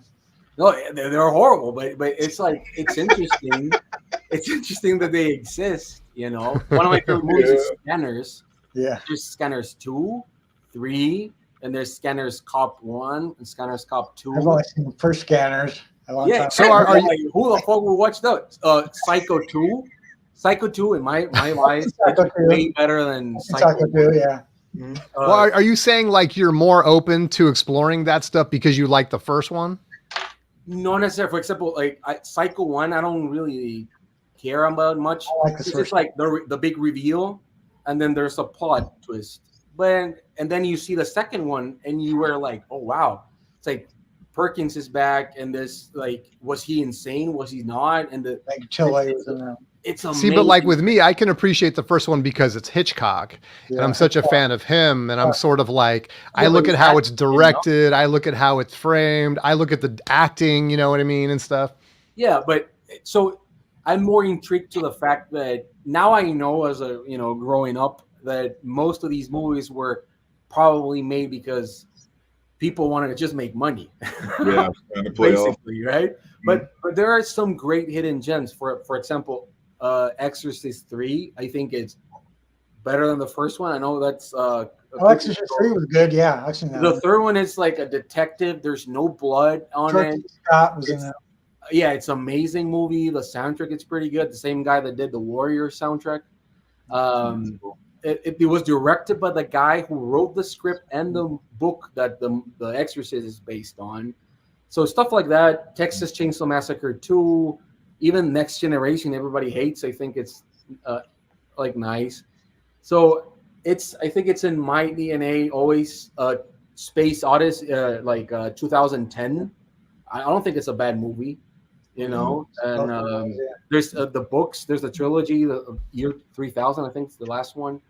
So stuff like that, I appreciated watching like Solaris, the Russian version of like response to 2001. Tarkovsky, great director. I want to see that. That's supposed to be good. It's a book too, right? Yeah. Oh, yeah. It's like Friday movies, right? Or there's like 1, 2, 3. Is there more? I think so. That kind of reminds me of something I did about 6 or 7 years ago, where like I talked about my background earlier, and one of the things I decided was like, there's all of these movies that you hear mentioned all the time, whether it's like Citizen Kane or Gone with the Wind, Sound of Music, and all of that. Mm. And I just went through like a year of getting all of those movies and just watching them. Like, okay, like what in the hell is this Gone with the Wind? Like, I've never seen this in my entire life. I'm going to sit down and watch it. And a fair to remember. And I watched all of those things, and even though most of them were like, it was just kind of something cool about experiencing these. Okay, these are the classics that everyone's talking about. That's what I'm saying. It's like, I think most of the people, either you had to watch it when it came out, or you had to do something in you. You know, it's the same with music. Again, if somebody that's my age has never heard Jane's Addiction, will probably be like, well, what does it sound like? And they give you all these cues, and you're like, already went through those, and I don't listen to that anymore. So maybe I won't listen to, because I might not like it, So again, I just like binge watched 4 Alien movies because I wanted to see, even though I know you hated it, Jose. I want to see the newest one. I just thought it was very pretty cool. It's worth Oh, to see. okay. So yeah, I watched Alien. Okay, so here's my big one. I watched Alien, which of course I've seen many times. Love that movie. That was the one that came out when I was a kid. And then I watched Aliens again. Yeah. That's the controversial one because a lot of people put Aliens first. Aliens is the best. It's this and that. So I watched them back to back. I watched Alien and Aliens. I think it is. I couldn't remember Aliens going into it. I was like, have I seen this? And as it's progressing, I'm like, oh yeah, I've seen it. Oh yeah, a scene will happen. Oh yeah, I've seen it. Dude, I think Alien is so much better than Aliens. Really? Yes, I'm just like, me too. It's the ambience. It's like the darky, what's going to happen. It literally is just like Halloween. It's the way the movie's structured. It's the way things get revealed, the plot progression. Whereas when I see everything you're saying, Jose, and more, but then when I watch Aliens, I was like, it just seems like fodder for, it's just, let's just show 100 aliens, let's blow them up, and the way they get from plot point to plot point, I felt like it wasn't really sophisticated. Like the way we get Ripley to this, into this mess, and every little thing, adding the girl, the way the girl gets the watch and all this, I was like, come on, the way they're moving the plot, it just felt to me. So I was just like, But anyway, I always thought Aliens was better, but what you said, that does make sense. Yeah, and I can see like movies aren't just about that, right? I mean, it's just because something has a better plot doesn't mean it's a better movie. But for me, I connected with the first one more. But yeah, there's other movies where I could say, like Jose saying, maybe there's 3 or 4 different ones, and I watch one and that's my favorite for whatever reason. I don't have to defend it. Right. The plot's terrible. I don't care. The acting's terrible. I don't care. I just like it more. You know what I mean? So, Jaws 2 is actually a good movie. But it's just basically the first one. It's still John Williams making the soundtrack. I think if people haven't watched the second one, it's a little more of the first one. It's a little repetitive, but I think it's pretty good. The soundtrack is pretty good. It's like, look, I like Godfather 3. I think it's a great movie. I actually love Alien 3 because it's like they don't have any weapons. How are they going to kill this one alien that's like here? The ending is sort of crap. But I actually like Alien 3. I think it's good.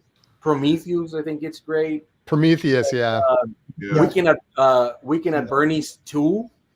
I think it's pretty good. Sorry, Jay. I feel bad for Jay. I know he bounced and everything. So But the Weekend at Bernie's 2, Caddyshack 2 is one of the worst movies I've ever seen. But I saw it, I feel comfortable with saying that it's one of my favorite movies is what's the name in English? The Birdcage. You know that movie, Birdcage? Oh Oh, yeah, yeah, yeah. yeah. That's a good movie. Robbie Williams. The Williams and what's Yeah. his name? The other guy from the producers. Yeah.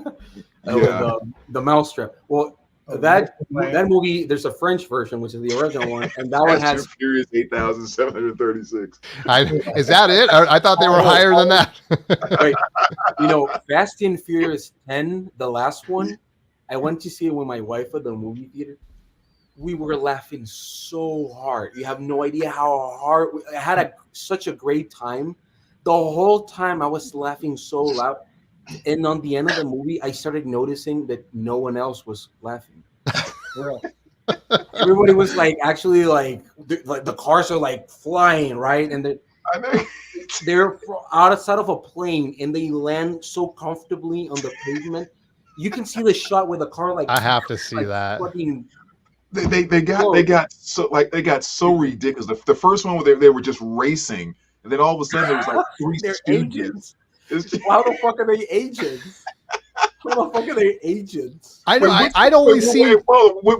Which one was the one where the cars crashed and he dove off the car and caught her in midair around the bridge and they It's- rolled I- and like I think stood it's the up? ninth one. I think it's the ninth one. What the hell? Just Yeah, did somebody cut this film wrong? yeah. And he just says, "I had faith," and you're like, "What the fuck?" Well, here's a question for you, Jose. Crazy. What do you like Star Wars at all? Any Star Wars movies? Yeah, but I'm a Star Trek guy. I'm a Star Trek. You're a Star Trek guy. Okay. Yeah. Well, I was curious. I, I think- I like the what it's now known as the fourth, fifth, and sixth one.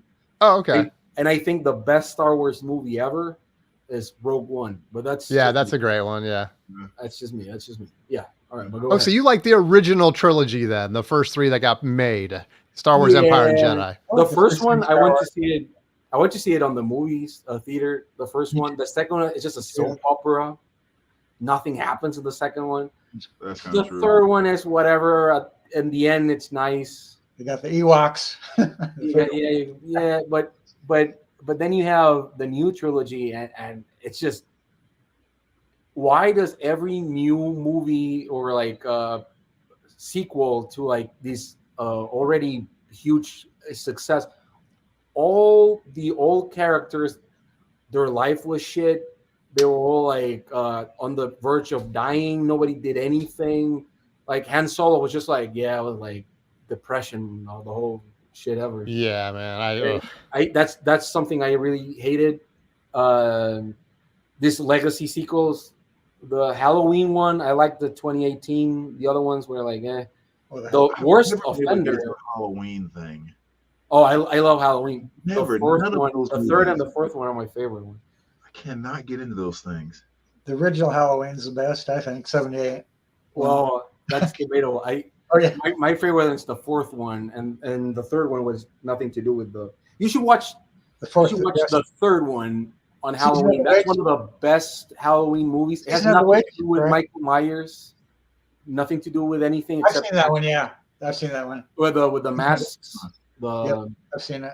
It's a good one. Halloween. That's the Halloween 3 season of the witch. Yeah. The best Halloween movie, like the season of Halloween to watch, in my opinion. That's a good horror movie. Yeah. Because when it comes to the Nothing fourth, to do with I'm the like other Halloween. the insidious guy. Like, Oh, Bagul, what's his name? Bagul, Bagul, or something like that. That was Sinister, right? Yes, That's Sinister. cool. yes. Sinister was pretty good, especially when you had seen it before. Yeah, Sinister, yeah. I didn't see the. Oh no, I'm thinking Insidious. That's the other. That's one. different. Yeah. Yeah. Yeah. But I like horror movies, so I've never gotten scared with any horror movies to this day and age. But I enjoy them. Mhm. It's they're so horrible that I love them. Do you like the cheesy horror movies, or do you like the hardcore, like?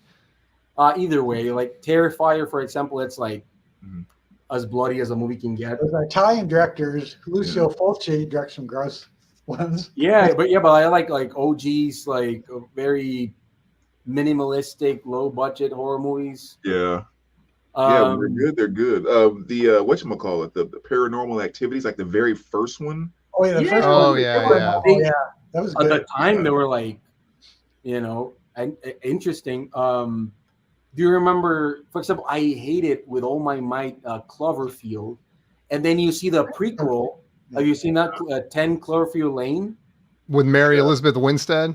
Yeah, that's amazing. That's I like amazing. that one. Yeah, that's good. Yeah. But that's a prequel to a movie that I didn't like, so that's like, Yeah. it made me like want to rewatch it and give it. The Rob Zombie Halloween movies, I like them for what they are. The soundtracks are pretty good, but everybody hates those. I haven't seen any of the Rob Zombie stuff. I need to catch up on that. Zombie Halloween one too. Yeah. They're Rob, just Rob does make a good movie, that's for sure. He definitely makes a good movie. just the Like- monsters one. It was pretty horrible. Well, I didn't see. You see that? You saw one? No, the monsters. Yeah, what is it? Not the Addams Family, but is it in Spanish? Oh, the Monsters? Oh, he did really? Oh no, Yeah, I he didn't did see- I a didn't see that one. Netflix movie. Oh, didn't see really? that. I didn't know that. Heard of it, yeah. Yeah, It's bad. cool. Like the Devil's Rejects and all that stuff. Yeah, Three from Hell, Yeah, Devil's Reject. What's the other one? House of a Salem, Thousand Corpses. No, but the Oh, other right. one, Salem, Salem. Something. Oh, Salem 21 or something like that. something like that. I don't Something know. like that. Yeah, but I like those. I like 2000s cheesy horror movies. Did House you of watch The Wax. Shining? Do you guys like The Shining? I freaking love The Shining. I Stanley like Kubrick the one. The Stanley Kubrick Shining. Yeah, the first one. I've still I've never seen that watched one. that through from front to Oh, start. it's so good. Well, you should. I mean, Front to back, I say. that's a movie that I actually think deserves the hype. So you might enjoy it. It's a good movie. Actually, do you watch the sequel, Doctor Sleep? I thought it was really I good. seen Doctor Sleep. That was pretty good. Yeah. Yeah, it was good. It was good. I didn't Very bold to make a sequel so far away from. Doctor But Sleep. that's what I think from. If anyone here has not seen Psycho 2, I heavily. Yes, I've seen that one. I know I've seen that. It's been a long time. I need to go see it Meg, again. Meg Tilly was in it. Psycho 2. Meg Tilly. Yeah, actually, what's the director of Pulp Fiction? Tarantino? Oh, Yeah, Quentin Tarantino actually said that he loves that Psycho 2, and he enjoys it way more than the first one. So it's not only me. There's other people on higher ends of the spectrum that says that. I guess again, I think it's a great movie. It gets its time. It takes care of its characters. Is actually trying to see, was this person crazy? Was he sane? Did he actually saw it? Did he actually did what he did? Yeah. Blah blah blah. So yeah, the Did you ever Stand. Oh yeah, that's a Stephen King.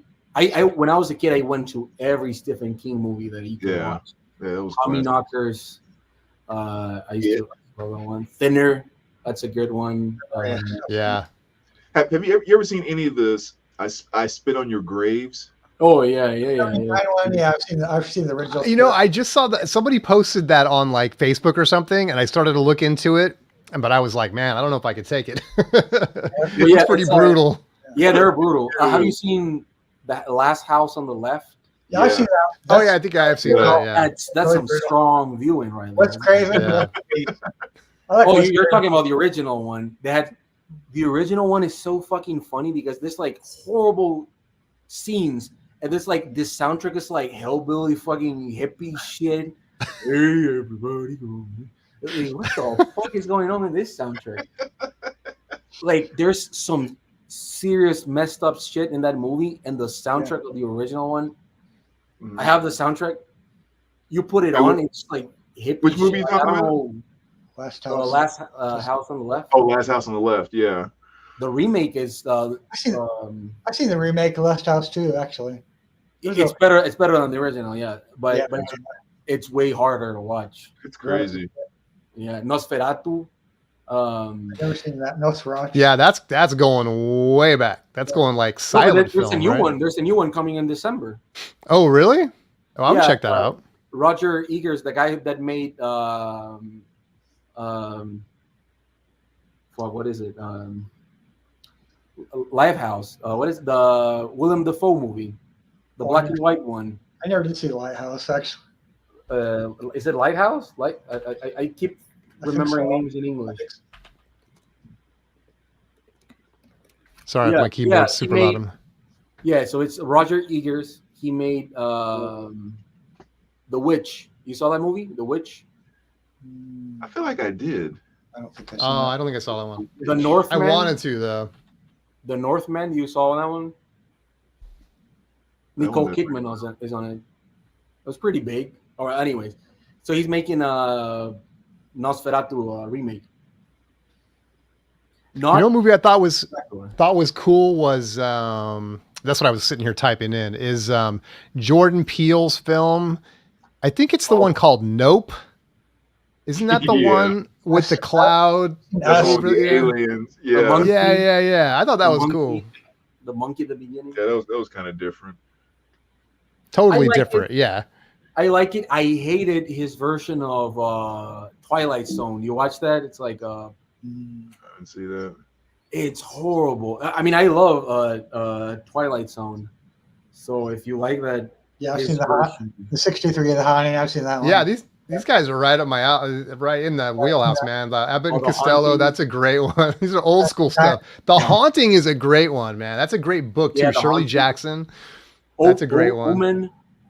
Call Me Crazy, but I actually like the 1999 version of the Haunting. I think it's all right. I enjoyed that too when I saw. I don't remember that much about it, but I remember enjoying it. Liam Neeson. Yeah, Catherine Liam Neeson. Zeta Jones. There's a new 28 years after. What's it? You remember those 28 days after? Yeah, I think that's the one I saw. Yeah, Yeah. they're like Yeah, zombie movies or something, right? Yeah, you know the new Yeah. one. It's being fully the whole movie is shot on an iPhone. Oh, really? Yes. Huh. That reminds me of Blair Witch, man. I just watched that again. I hadn't seen it since it came out. Have you seen the remake or the second one? No, I know. I was. Yeah, I haven't seen Oh, that the one. second one was horrible. It was such. So Oh, horrible. really? Yeah. Yeah. Damn, the second The one. first one was kind of classic though, especially at the time. Yeah, No, the first one is really good. Freaky ending of Blair Witch Project was yeah. yeah. Even rewatching it, even knowing what was going to happen, I was like, am I going to really be into this? But it sucked me in, man. It's still Yeah. good. There's Yeah. there's a real life video. I don't know if anybody knows it. If you know that ending of the Blair Witch, there's an actual video of somebody going to the catacombs in France. You know, the underground. Uh-huh. Everybody's dead and the thing. And there's a guy that actually goes in the catacombs. It's like 40 minutes, and then he like sees something and he runs and he drops the camera and you can see his footsteps. And nobody knows who the guy is or whatever. And so if you like the Blair Witch Project and you want to watch something real life, sort of like that, that's a good video. It's a good, interesting video. I grew up with the early '80s slasher movies like Friday the 13th 1 and 2 and 3. I'm a Friday the 13th fan. The fourth one, the sixth one, favorite ones. Yeah. Jason Goes to Hell, my personal favorite one that I can rewatch. Nobody likes that one. Everybody hates that one. It's like James Bond when he was married on that movie. Shoot. For Her Majesty's Secret Service. Yeah, Diana Rigg and I love that movie. George Lazenby. Was it Roger Moore or something? Yeah. It's the only movie he made. That's what I'm saying. It's like those type of Rob Zombie Presents. Yeah, that's Waxwork Records. Original. I've seen that. Yeah, these are cool. Well, they're pressing records now. Do you know that? Yeah. Well, that's what this is part. Are you talking about this series right here? That's no. Like they're actually pressing for other people. Like Dylan from Novel Records, he just pressed one of his labels, reissue labels. He pressed one at Waxwork. Oh, that's cool. Pressing plant now. Yeah. Well, I have to go now. I think it's almost 4 hours. I know, man. It's getting late. I'm kidding. 3.5. Woo. I could go. I'm telling you, man. When we get together, it's like I could talk all night. But no, but it was fun. And I came. Yeah, that was fun. So, I had my hour and a half. I'm a big horror movie fan, so I can talk about horror movies all day. Yeah. Me too. all right. Well, I think we'll wrap it up, man. I think a chance is probably if he sees this, he's probably pissed at me. Why are you guys talking about movies for an hour? I But know. Hey, it's the free for all, whatever it's called. Oh, yeah. that's right. This is the B side, baby. You never know what's going to happen. Yeah, there you go. Thanks to everyone hanging out, man. Especially those of you that, DJ and Vinyl Dreamscape. You guys had some great movies in there, man. Yeah. And I appreciate everyone hanging out with us. Also appreciate those that dumped off early. I apologize to Jason Rojas, but I appreciate Jason being here. Dawson. Why did he left? Or what? I think he went off screen, and then next thing he bounced. So I felt bad. He probably didn't want to talk about movies. Yeah. But thanks, you guys, man. Jose, Brandon, Dave, thanks so much for being here. Appreciate you guys. Absolutely, man. Let's do it again. Take it All right, easy. guys. Thank you, everyone. All right, have a good one, guys.